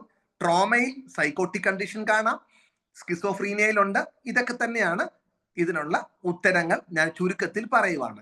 മജീദ് സാർ ഒന്ന് അൺമ്യൂട്ട് ചെയ്യാമോ? എന്നിട്ട് ഒറ്റ വാക്കിൽ. നമസ്കാരം സാർ. ഒരു വാക്കിൽ ചെറിയ ഫീഡ്ബാക്കും ഒരു സംശയവും കൂടെ ചോദിച്ചോളൂ സാർ. ക്ലാസിനെ കുറിച്ച് ഒന്നും പറയാനില്ല, നല്ല ക്ലാസ്സാണ്. വളരെ നമ്മളിലെ ആഴത്തിൽ ഇറങ്ങുന്ന രീതിയിലാണ് സാർ അത് പ്രസന്റ് ചെയ്യുന്നത്. വളരെ ഫാസ്റ്റ് ആയിട്ട് ചിലപ്പോഴൊക്കെ പോകാറുണ്ടെങ്കിൽ പോലും കാര്യങ്ങൾ നമുക്ക് പിന്നെ ഉൾക്കൊള്ളാൻ കഴിയുന്നുണ്ട്. വളരെ നന്നായി നമുക്ക് ക്യാച്ച് ചെയ്യാൻ പറ്റുന്നുണ്ട്. ഓക്കെ, അഭിനന്ദനങ്ങൾ, മനസ്സറിഞ്ഞ് സന്തോഷം. അപ്പോ എനിക്കൊരു ചോദിക്കാൻ, ചില ക്ലാസ് ഒന്നും എനിക്ക് കിട്ടിയിട്ടില്ല, പല കാരണങ്ങൾ കൊണ്ട്. റംസാൻ പീരീഡിലായപ്പോൾ വീട്ടിൽ കുറെ ഫംഗ്ഷൻസ് ഒക്കെ ആ പീരീഡിൽ കിട്ടിയിട്ടില്ല. ഒന്ന് രണ്ടെണ്ണം ഞാൻ ലക്ഷ്മി മാമിനോട് പറഞ്ഞിട്ടുണ്ട്. ചിലവര് റെക്കോർഡിൽ ഉണ്ടെങ്കിൽ അത് തരാമെന്നും പറഞ്ഞുകൊണ്ട്. അപ്പൊ ഇതില് കുറച്ച് നമ്മൾ പിന്നെ റിവിഷൻ നടത്തിയപ്പം എനിക്ക് തോന്നുന്നത് ഒരു ഹിസ്ട്രിയോണിക് PD എന്ന് പറഞ്ഞൊരു സംഭവം ഉണ്ടല്ലോ, പേഴ്സണാലിറ്റി ഡിസോർഡർ. അത് നമ്മൾ നേരത്തെ ഫസ്റ്റ് പറഞ്ഞ ഈ ക്ലസ്റ്റർ ബിയിൽ വരുന്ന ഒരു സംഭവം, anti social PD, border line PD ഒക്കെ അതിന്റെ വരുന്ന ഒരു സംഭവമാണത്. അപ്പൊ എന്താണത് എനിക്ക് ഒരു ഫോളോ ചെയ്യാൻ പറ്റുന്നില്ല. പറഞ്ഞുതരാം സാർ. Thank you. എല്ലാവരും കേട്ടോളൂ. അറിയുന്നവരുണ്ടെങ്കിൽ നിങ്ങൾക്കത് ഒന്നും കൂടെ കേൾക്കാം, അറിയാത്തവർക്ക് അത് അവർക്ക് മനസ്സിലാവട്ടെ. സാർ മ്യൂട്ട് ചെയ്ത് വെച്ചോളൂ. ഹിസ്ട്രിയോണിക് പേഴ്സണാലിറ്റി ഡിസോർഡർ ഒരുപാട് നിർവചനങ്ങളിലേക്ക് പോവാതെ ഒരു കുഞ്ഞ് 1-2 ഉദാഹരണങ്ങൾ കൂടെ ഞാനിത് വേഗത്തിൽ പറഞ്ഞുതരാം. ഞാൻ പഠിപ്പിക്കുന്ന സ്ഥാപനത്തിൽ ഹിസ്ട്രിയോണിക് പേഴ്സണാലിറ്റി ഡിസോർഡർ ഉള്ള ഒരാളുണ്ട്. ആ ഉദാഹരണം ഞാൻ നിങ്ങളോട് ക്ലാസ് പഠിപ്പിച്ചപ്പോൾ ഒരുപക്ഷെ പറഞ്ഞിട്ടുണ്ടാവാം. 15 കൊല്ലം മുമ്പ് ഞാൻ ആ സ്ഥാപനത്തിൽ ജോലി ചെയ്യാൻ വേണ്ടി ചെന്നപ്പം ഇന്റർവ്യൂവിന് ഞാൻ ചെന്നു. ഞാൻ അന്ന് എന്റെ കാർ എടുത്തിട്ടില്ല, ഞാൻ ബസ്സിനാണ് പോയത്. കുറച്ച് ഉള്ളിലുള്ള ഒരു സ്ഥാപനമാണ് ഞാൻ പഠിപ്പിക്കുന്ന കോളേജ്, ഒരു റബ്ബർ തോട്ടത്തിന്റെ ഉള്ളിലാണ്. അപ്പം ഞാൻ ഇന്റർവ്യൂ കഴിഞ്ഞിട്ട് തിരിച്ചിറങ്ങി നടന്നു വരുമ്പം പെട്ടെന്ന് ഒരു കാർ എൻ്റെ അടുത്ത് വന്ന് നിന്നു. എന്നോട് ചോദിച്ചു ബസ് സ്റ്റോപ്പിലേക്കാണോ, ഞാൻ അവിടെ ഇറക്കാന്ന് പറഞ്ഞു. ഞാൻ വളരെ സന്തോഷം, ഞാൻ കാറിൽ കയറിയപ്പോൾ അറിയുന്നത് ഞാൻ ജോലി ചെയ്യാൻ പോണ സ്ഥാപനത്തിലെ ഒരു ഫാക്കൽറ്റിയാണ്, അവിടെ നേരെ തൊട്ട് വർക്ക് ചെയ്യുന്ന ആളാണ്. കുറച്ച് കാർ മുന്നോട്ട് പോയി, അന്ന് ഒരു ആക്സെന്റ് കാറാണ്. അന്ന് ആക്സെന്റ് ഹ്യൂണ്ടായിയുടെ ആക്സെന്റ് കാർ ഉള്ളൊരു കാലഘട്ടമാണ്, 15 കൊല്ലം മുമ്പല്ലേ. അപ്പം കുറച്ച് മുന്നോട്ട് പോയപ്പോഴത്തേന് ഇദ്ദേഹം ഫോൺ എടുത്തിട്ട് വൈഫിനെ വിളിക്കുകയാണ്. എൻ്റെ മുമ്പിൽ നിന്ന് വൈഫിനെ വിളിക്കുകയാണ്. പറയുന്നത് ഇങ്ങനെയാണ്, ഞാൻ അങ്ങോട്ട് വരുന്നുണ്ട്, ആ BMW എടുത്തങ്ങ് മാറ്റിയിട്ടേക്ക്, ഞാൻ അങ്ങോട്ട് വരുന്നുണ്ടെന്ന്. അപ്പൊ ഞാൻ ഓർത്ത് BMW ഒക്കെ കാർപോർച്ചിൽ ഇട്ടിട്ടാണോ പാവം ഈ പഴയ കാർ കൊണ്ട് നടക്കുന്നതെന്ന്. പക്ഷെ 15 കൊല്ലമായിട്ടും അങ്ങനത്തെ ഒരു BMW കാറ് ഞാൻ കണ്ടിട്ടില്ല. ചുരുക്കം പറഞ്ഞാല് പിന്നെ അടുത്ത ഒരു പ്രത്യേകത എന്ന് പറഞ്ഞാൽ ആ മനുഷ്യന്റെ ഒരു പ്രത്യേകത തന്നെ ഞാൻ പറഞ്ഞുതരാം. എന്നെ സംബന്ധിച്ച് ഏതൊരു പ്രോഗ്രാമിലാണെങ്കിലും മീറ്റിങ്ങിലാണെങ്കിലും നേരത്തെ എത്തണം. എനിക്ക് അങ്ങനെയാ, നേരത്തെ എത്തണം, അല്ലെങ്കിൽ കൃത്യസമയത്തെങ്കിലും എത്തിയിരിക്കണം. എന്നിട്ട് അവിടെ നേരത്തെ സന്നിഹിതനാകുക, നേരത്തെ അവിടെ ചെന്ന് ഇരിക്കുക എന്നുള്ളത് അതൊരു മര്യാദയുടെ ഭാഗം കൂടിയാണ്, അല്ലേ? അപ്പോ എനിക്ക് അങ്ങനെയാണ്. ഞാൻ അങ്ങനെ ചെല്ലുമ്പോൾ ഈ മനുഷ്യൻ എന്നോട് പറയുമായിരുന്നു, ഫേബിൾ സാറേ, നമ്മളൊരു പ്രോഗ്രാം തുടങ്ങുമ്പം നേരത്തെ ഒന്നും അവിടെ ചെല്ലരുത്. എല്ലാവരും അവിടെ ഇരുന്ന് കഴിഞ്ഞിട്ട്, അപ്പൊ ഒരു 10-500 പേരൊക്കെ ഉണ്ടാവുമല്ലോ. ഒരു കോളേജിലെ ഫംഗ്ഷൻ എന്ന് പറയുമ്പോൾ 1000 പേര് 2000 പേരൊക്കെ ഉണ്ടാവും. അപ്പോൾ എല്ലാവരും അവിടെ ഇരുന്ന് കഴിഞ്ഞിട്ട് ആ മുമ്പത്തെ ഡോറിൽ കൂടെ നമ്മൾ അങ്ങ് കയറി ചെല്ലണം. അങ്ങനെ കയറി ചെല്ലുമ്പോൾ ഉണ്ടല്ലോ, എല്ലാവരും നമ്മളെ നോക്കും. അപ്പോഴാണ് നമുക്കൊരു ശ്രദ്ധയൊക്കെ കിട്ടുക. അതുകൊണ്ട് നേരത്തെ ചെന്നിരുന്നാൽ ആരും നമ്മളെ കാണത്തില്ല എന്ന് പറയുമായിരുന്നു. രണ്ടാമത്തെ പ്രത്യേകത. മൂന്നാമത്തെ പ്രത്യേകത, ആ മനുഷ്യൻ ഭയങ്കര ശൃംഗാര ഭാവമാണ്. അതായത് ഒരു ചോക്ലേറ്റ് ടൈപ്പാ. എല്ലായിടത്തും കിടന്നങ്ങനെ ഫ്ലേർട്ട് ചെയ്യുക, ശൃംഗരിച്ച് നടക്കുക, ഇതൊക്കെയാണ്. പിന്നെ അടുത്ത പ്രത്യേകത കേൾക്കണോ? ആ മനുഷ്യനെ കുറിച്ച് തന്നെ ഞാൻ പറഞ്ഞുതരാം.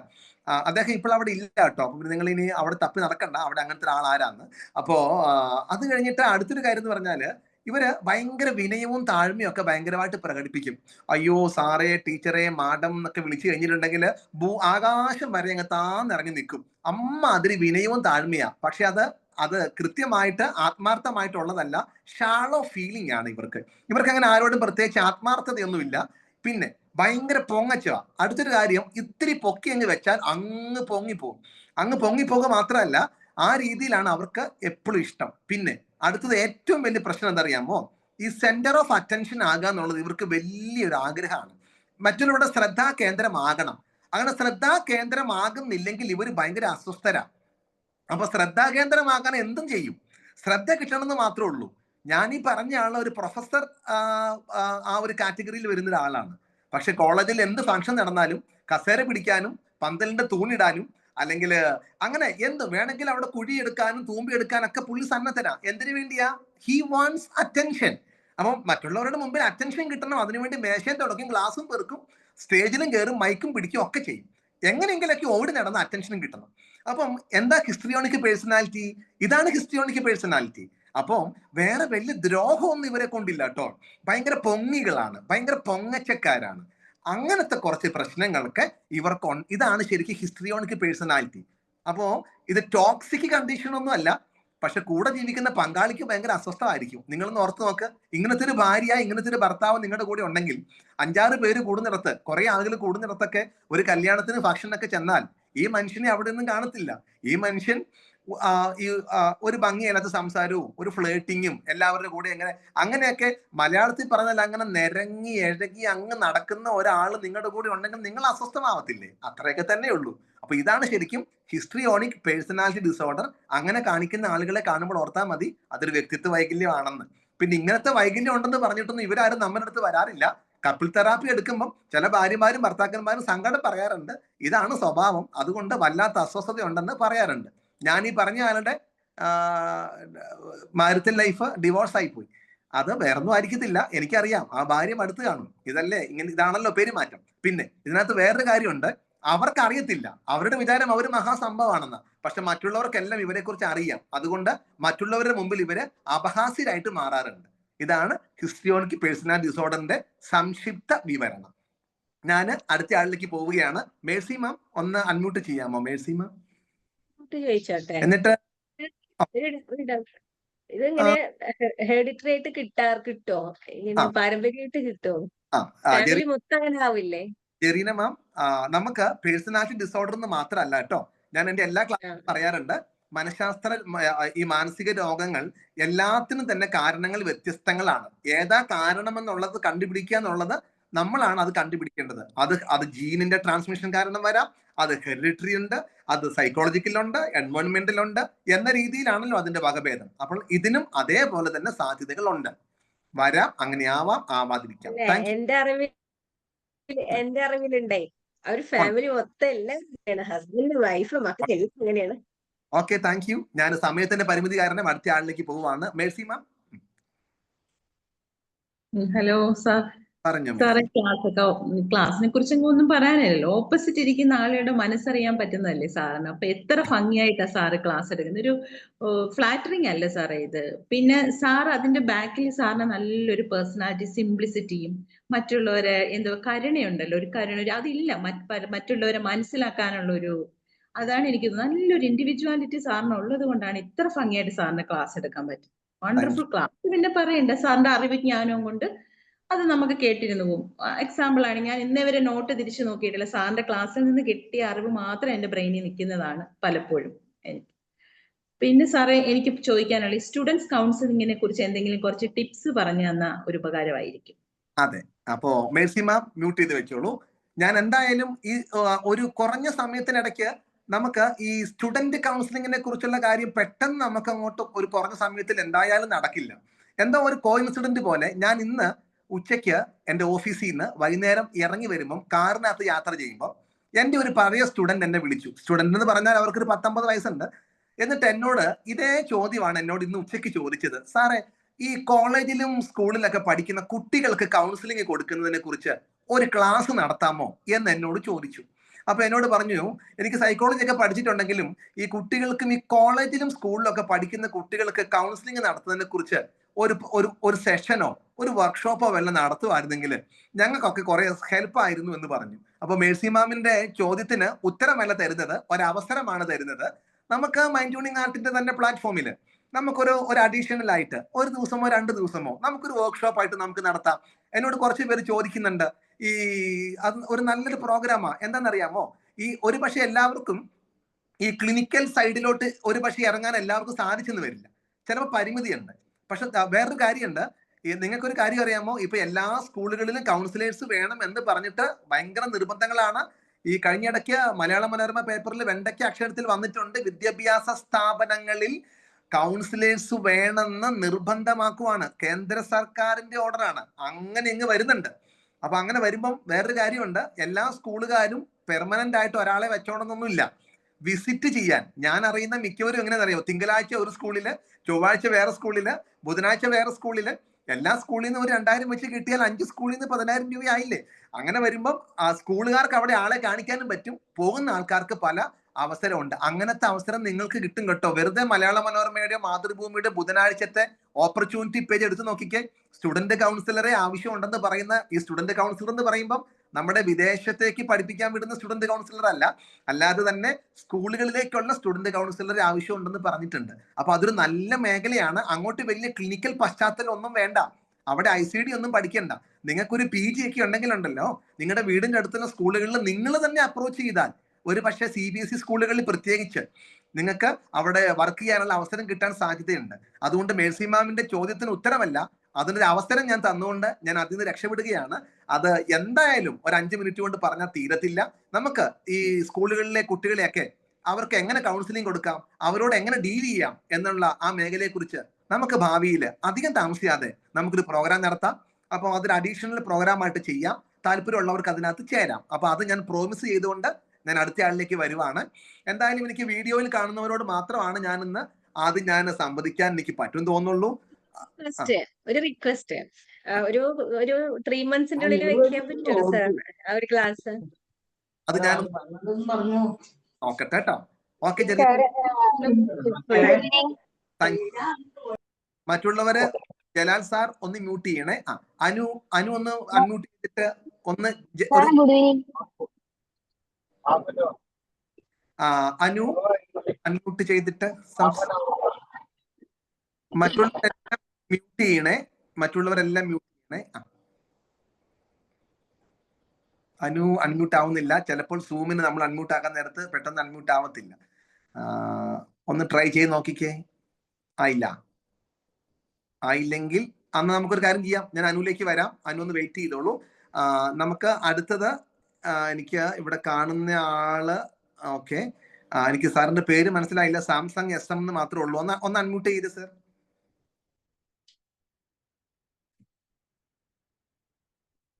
സാറിന് അൺമ്യൂട്ട് ചെയ്യാൻ പറ്റുന്നില്ല തോന്നുന്നു.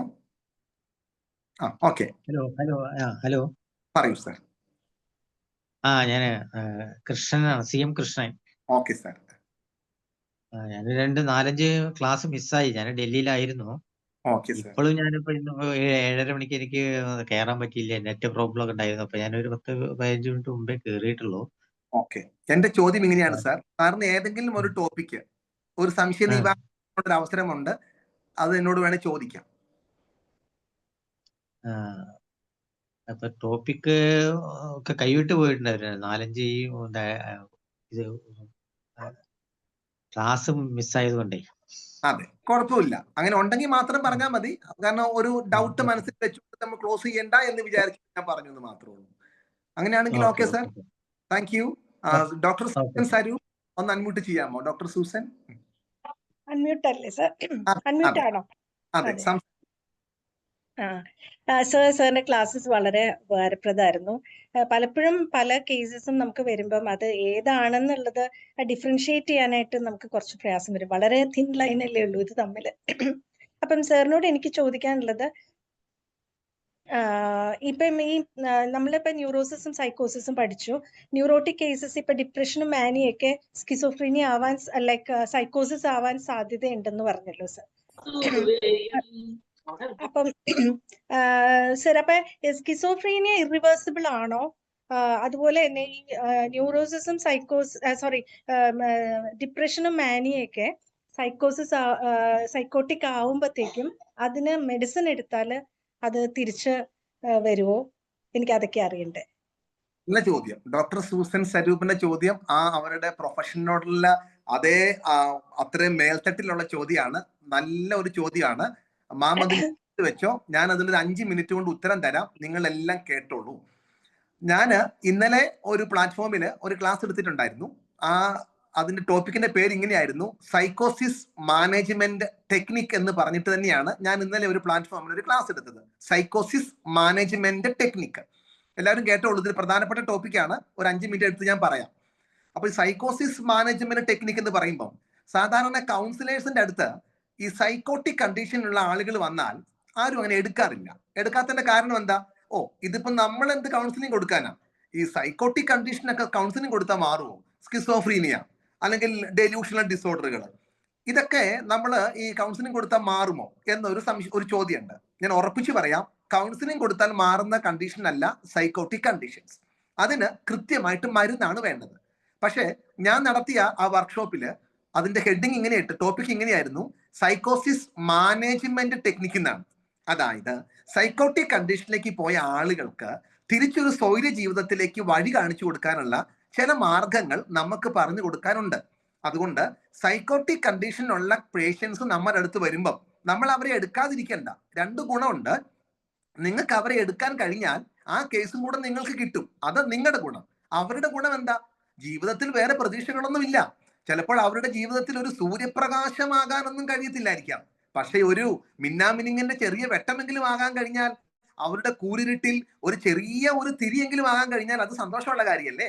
അപ്പം ഇവിടെ ഡോക്ടർ സൂസൻ ചോദിച്ച ഒന്നാമത്തെ ചോദ്യം ഇങ്ങനെയാണ്, ഈ ഡിപ്രഷൻ ഒക്കെ കൂടിയാൽ അത് ഒരു സൈക്കോട്ടിക് കണ്ടീഷനിലാകുമോ? നിശ്ചയമായിട്ടും ഈ സൈക്കോട്ടിക് കണ്ടീഷൻസിന്റെ സൈക്കോസിസിന് ഒരുപാട് ഡിവിഷൻസ് ഉണ്ട്, ടൈപ്പുകളുണ്ട്. അതിലെ ഒരു ടൈപ്പിന്റെ പേര് തന്നെ ഇങ്ങനെയാണ്, മേജർ ഡിപ്രസീവ് ഡിസോർഡർ വിത്ത് സൈക്കോസിസ് എന്ന് പറഞ്ഞിട്ട് അങ്ങനത്തെ ഒരു അവസ്ഥ തന്നെയുണ്ട്. എന്താ ലക്ഷണം? ഡിപ്രഷന്റെ എല്ലാ ലക്ഷണങ്ങളും ഉണ്ടാകും. അതിന്റെ കൂടെ സൈക്കോട്ടിക്കിന്റെ ലക്ഷണങ്ങളായ ഹാലൂസിനേഷനും ഡെലൂഷനും ഈ പറഞ്ഞിട്ടുള്ള എല്ലാ അന്തരീക്ഷങ്ങളും കൂടി ചേർന്ന് വരുന്ന അതിഭീകര അന്തരീക്ഷമാണ്. ഈ മേജർ ഡിപ്രസീവ് ഡിസോർഡർ വിത്ത് സൈക്കോസിസ് എന്ന കണ്ടീഷനിൽ കൗൺസിലിംഗ് ഒന്നും ഫലപ്രദമല്ല. പലപ്പോഴും മരുന്ന് പോലും അവിടെ ഫലപ്രദമാവാതെ വരികയാണ്. അവർക്ക് കൊടുക്കുന്ന തെറാപ്പി ചിലപ്പോൾ അവസാനിക്കുന്ന മിക്കവരിലും ഇലക്ട്രോ കൺവൾസീവ് തെറാപ്പിയാണ്. ECT, കറണ്ട് അടിപ്പിക്കുന്ന പരിപാടിയുണ്ട്. ഈ കറണ്ട് അടിപ്പിക്കുക എന്ന് പറയുമ്പോൾ ആളുകൾക്കൊക്കെ ഭയങ്കര പേടിയാണ്. പക്ഷെ അത് വെറും ഒരു തെറ്റിദ്ധാരണയാണ്. സത്യത്തിൽ പറഞ്ഞാൽ ഇങ്ങനെയാ പറയുന്നത്, ഗർഭാവസ്ഥയിലുള്ള ഒരു സ്ത്രീക്ക് ആന്റി ഡിപ്രസന്റ് കൊടുക്കുന്നതിലും സേഫ് ആണ് ഇലക്ട്രോ കൺവൾസീവ് തെറാപ്പി എന്നാണ് പറയുന്നത്. അത് ഈ ഡയറക്റ്റ് ആയിട്ട് കൊടുക്കുമല്ല, അനസ്തീഷ്യ ഒക്കെ കൊടുത്ത് മസിൽ റിലാക്സന്റ് ഏജന്റ് ഒക്കെ കൊടുത്ത് ഒരു തിയേറ്ററിൽ ഓപ്പറേഷന് വേണ്ടി കയറ്റുന്ന ഒരു പേഷ്യന്റിന് പ്രീ അനസ്തെറ്റിക് ചെക്കപ്പ് ഒക്കെ ചെയ്യുന്നത് പോലെ എല്ലാ രീതിയിലുള്ള ചെക്കപ്പ് ഒക്കെ ചെയ്ത് ആ പേഷ്യന്റ് അറിയുന്നില്ല. ഏറ്റവും മില്ലി വോൾട്ടേജിൽ 0 to 7 7 സെക്കൻഡ് വരെയാണ് മാക്സിമം. അങ്ങനെ ചെറിയൊരു വോൾട്ടേജ് ആണ് അവരിലോട്ട് കയറ്റി വിടുന്നത്. അത് അവർ അറിയത്തു പോലും ഇല്ല. അങ്ങനെയാണ് ECT കൊടുക്കുന്നത്. അപ്പൊ പറഞ്ഞു വന്നത്, സൈക്കോട്ടിക് കണ്ടീഷൻസിൽ ഡിപ്രഷൻ കൂടിയാൽ അത് സൈക്കോട്ടിക് ആയിട്ട് മാറും. അതുകൊണ്ട് നിങ്ങളൊക്കെ ഓർത്തോണം, ഈ ഡിപ്രഷനുള്ള ആളുകളെ നിസ്സാരമാക്കി കാണരുത്. ഡിപ്രഷൻ ന്യൂറോട്ടിക് കണ്ടീഷനാണ്, പക്ഷെ അത് കൂടിയാൽ അത് സൈക്കോട്ടിക് ആകും. മാനിയയും അങ്ങനെ തന്നെയാണ്. അതിന്റെ ടൈപ്പ് ഇങ്ങനെയാണ്, ബൈപോളാർ ഡിസോർഡർ വിത്ത് സൈക്കോസിസ്. ബൈപോളാർ ഡിസോർഡർ വിത്ത് സൈക്കോസിസ്. അതിനകത്ത് എന്തുണ്ട്? മാനിയ കൂടിയാൽ അതും എന്തായിട്ട് മാറും? സൈക്കോസിസ് ആയിട്ട് മാറും. അപ്പൊ അത് നിങ്ങൾ അറിയണം. അടുത്തത് പറയാനുള്ളത്, ചോദിച്ച ചോദ്യം ഇങ്ങനെയായിരുന്നു, അവർക്ക് തിരിച്ച് ഒരു ജീവിതത്തിലേക്ക് പൂർണ്ണമായിട്ടുള്ള സുഖമാക്കാൻ നമ്മളെ കൊണ്ട് കഴിയുമോ എന്നാണ്. അവിടെ ഡോക്ടർ സൂസൻ ചോദിച്ചൊരു ചോദ്യമുണ്ട്, മരുന്ന് കൊണ്ട് പൂർണ്ണമായിട്ട് മാറുമോ? രണ്ടാമത്തെ ഒരു ചോദ്യം ഇങ്ങനെയാണ്, കൗൺസിലിംഗ് കൊണ്ട് അത് മാറുമോ? ഞാൻ നിങ്ങൾക്ക് രണ്ടിനും ഉത്തരം തരാം, കേട്ടോളൂ. ഈ സൈക്കോട്ടിക് കണ്ടീഷന് പ്രധാനമായിട്ടും 2 തരം സിംറ്റംസ് ആണ് ഉള്ളത്, 2 തരം ലക്ഷണങ്ങളാണ് ഉള്ളത്. ഒരു ലക്ഷണത്തെ നമ്മൾ പോസിറ്റീവ് സിംറ്റംസ് എന്ന് പറയും, വേറൊരു ലക്ഷണത്തെ നമ്മൾ നെഗറ്റീവ് സിംറ്റംസ് എന്ന് പറയും. എല്ലാവരും കേട്ടോണം, പോസിറ്റീവ് സിംറ്റംസും ഉണ്ട്, നെഗറ്റീവ് സിംറ്റംസും ഉണ്ട്. എന്താ പോസിറ്റീവ് സിംറ്റംസ്? നല്ല ലക്ഷണങ്ങൾ എന്നാണോ അർത്ഥം? അല്ല. പോസിറ്റീവ് സിംറ്റംസ് എന്ന് പറഞ്ഞാൽ അതുവരെ ഇല്ലാതിരുന്നത് ചിലത് ആഡ് ചെയ്യപ്പെടുക, അതായത് കൂട്ടിച്ചേർക്കപ്പെടുന്ന ലക്ഷണങ്ങളാണ് പോസിറ്റീവ് ലക്ഷണങ്ങൾ. അതുവരെ ഇല്ലാതിരുന്ന ചില അബ്നോർമൽ കണ്ടീഷനുകൾ അവരിലേക്ക് കൂട്ടിച്ചേർക്കപ്പെടുന്ന സിംറ്റംസിനെയാണ് പോസിറ്റീവ് സിംറ്റംസ് എന്ന് പറയുന്നത്. ഞാൻ ഉദാഹരണം പറയുമ്പോൾ നിങ്ങൾക്ക് മനസ്സിലാവും. നെഗറ്റീവ് സിംറ്റംസ് എന്ന് പറഞ്ഞാൽ എന്താണെന്നറിയാമോ? അതുവരെ ഉണ്ടായിരുന്ന ചില കപ്പാസിറ്റി, ചില കേപ്പബിലിറ്റി, ചില കഴിവുകൾ അവരിൽ നിന്ന് ഇല്ലാതെയായി പോവുക, ലൂസ് ചെയ്തുക, ലോസ്റ്റ് ആവുക, ലൂസ് ആവുക. അങ്ങനെ നഷ്ടപ്പെട്ടു പോകുന്ന ആ പ്രാപ്തിനെയാണ് നമ്മൾ എന്ത് പറയുന്നത്? നെഗറ്റീവ് സിംറ്റംസ് എന്ന് പറയുന്നത്. ഇനി കേട്ടോ, എന്തൊക്കെയാണ് പോസിറ്റീവ് സിംറ്റംസ്? പോസിറ്റീവ് സിംറ്റംസിന് ഉദാഹരണമാണ് ഹാലൂസിനേഷൻ, ഡെലൂഷൻ. അങ്ങനെ അത് പണ്ട് ഹാലൂസിനേഷൻ ഉണ്ടായിരുന്നോ? ഇല്ല. അത് എന്ത് ചെയ്തു? ആഡ് ചെയ്യപ്പെട്ടു, അല്ലെ? പണ്ട് 5 ഇന്ദ്രിയമായിരുന്നു, ഇപ്പോൾ 6ാമത്തെ ഇന്ദ്രിയം എന്ന രീതിയിൽ ആ കാഴ്ചയിൽ എന്തൊക്കെയോ നമ്മൾ നോക്കുമ്പോൾ 3 പേരുള്ളൂ, അവർ നോക്കുമ്പോൾ 4 പേരുണ്ട്. കണ്ടോ? കൂട്ടിച്ചേർക്കപ്പെടുവാണ് ലക്ഷണങ്ങൾ. ഡെലൂഷൻ, പണ്ട് ഇങ്ങനത്തെ വിശ്വാസമൊന്നും ഇല്ലായിരുന്നു, ഇപ്പോൾ പുതിയതായിട്ട് ആർക്കും ഇല്ലാത്ത വേറെ എന്തൊക്കെ വിശ്വാസം ഇവരിലേക്ക് കൂട്ടിച്ചേർക്കപ്പെടുന്നു. മനസ്സിലായല്ലോ? അപ്പം ഞാൻ ചുരുക്കത്തിൽ പറയുവാണ്, സൈക്കോസിസ് മൊത്തം പറയാൻ സമയമില്ല. അപ്പൊ അങ്ങനത്തെ ലക്ഷണങ്ങളെയാണ് പോസിറ്റീവ് സിംറ്റംസ് എന്ന് പറയുന്നത്. ഇനി അടുത്ത സിംറ്റംസ് ഏതാ? നെഗറ്റീവ് സിംറ്റംസ് ആണ്. എന്താണ് നെഗറ്റീവ് സിംറ്റംസ്? ഞാൻ എന്താ പറഞ്ഞത്? നേരത്തെ ഉണ്ടായിരുന്ന ചില കപ്പാസിറ്റീസ്, നേരത്തെ ഉണ്ടായിരുന്ന ചില സ്കില്ലുകൾ അത് നഷ്ടപ്പെട്ടു പോവുകയാണ്. അതിനകത്ത് ഈ നെഗറ്റീവ് സിംറ്റംസിൽ ഒന്നാണ് അഫക്റ്റീവ് ഫ്ലാറ്റനിങ് എന്ന് പറയും. Affective flattening. അഫക്റ്റ് എന്ന് പറഞ്ഞ വേർഡിന്റെ മനഃശാസ്ത്രത്തിൽ അർത്ഥം എന്താ നിങ്ങൾക്ക് അറിയാമല്ലോ അല്ലെ? മൂഡ് ഡിസോർഡറിന് പറയുന്ന വേറൊരു പേരാണ് അഫക്റ്റീവ് ഡിസോർഡർ. അപ്പം അഫക്റ്റീവ് ഫ്ലാറ്റനിങ് എന്ന് പറഞ്ഞാൽ എന്താ?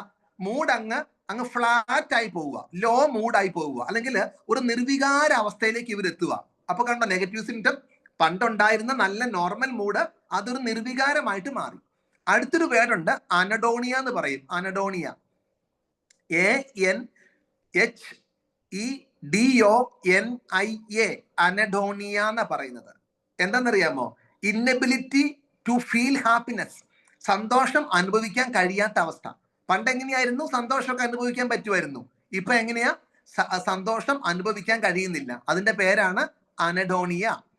വേറെ ഉണ്ട് അലോജിയ, ALOGIA, അലോജിയ എന്ന് പറഞ്ഞാൽ ലാക്ക് ഓഫ് സ്പീച്ച്, സംസാരം അങ്ങ് ഇല്ലാണ്ടായി പോവുക, അല്ലെങ്കിൽ സംസാരം ഡിസോർഗനൈസ്ഡ് ആയി പോവുക. അങ്ങനെ കുറെ ലക്ഷണങ്ങൾ ഉണ്ട് കേട്ടോ. അപ്പം ആ ലക്ഷണങ്ങളാണ് നെഗറ്റീവ് സിംറ്റംസ്.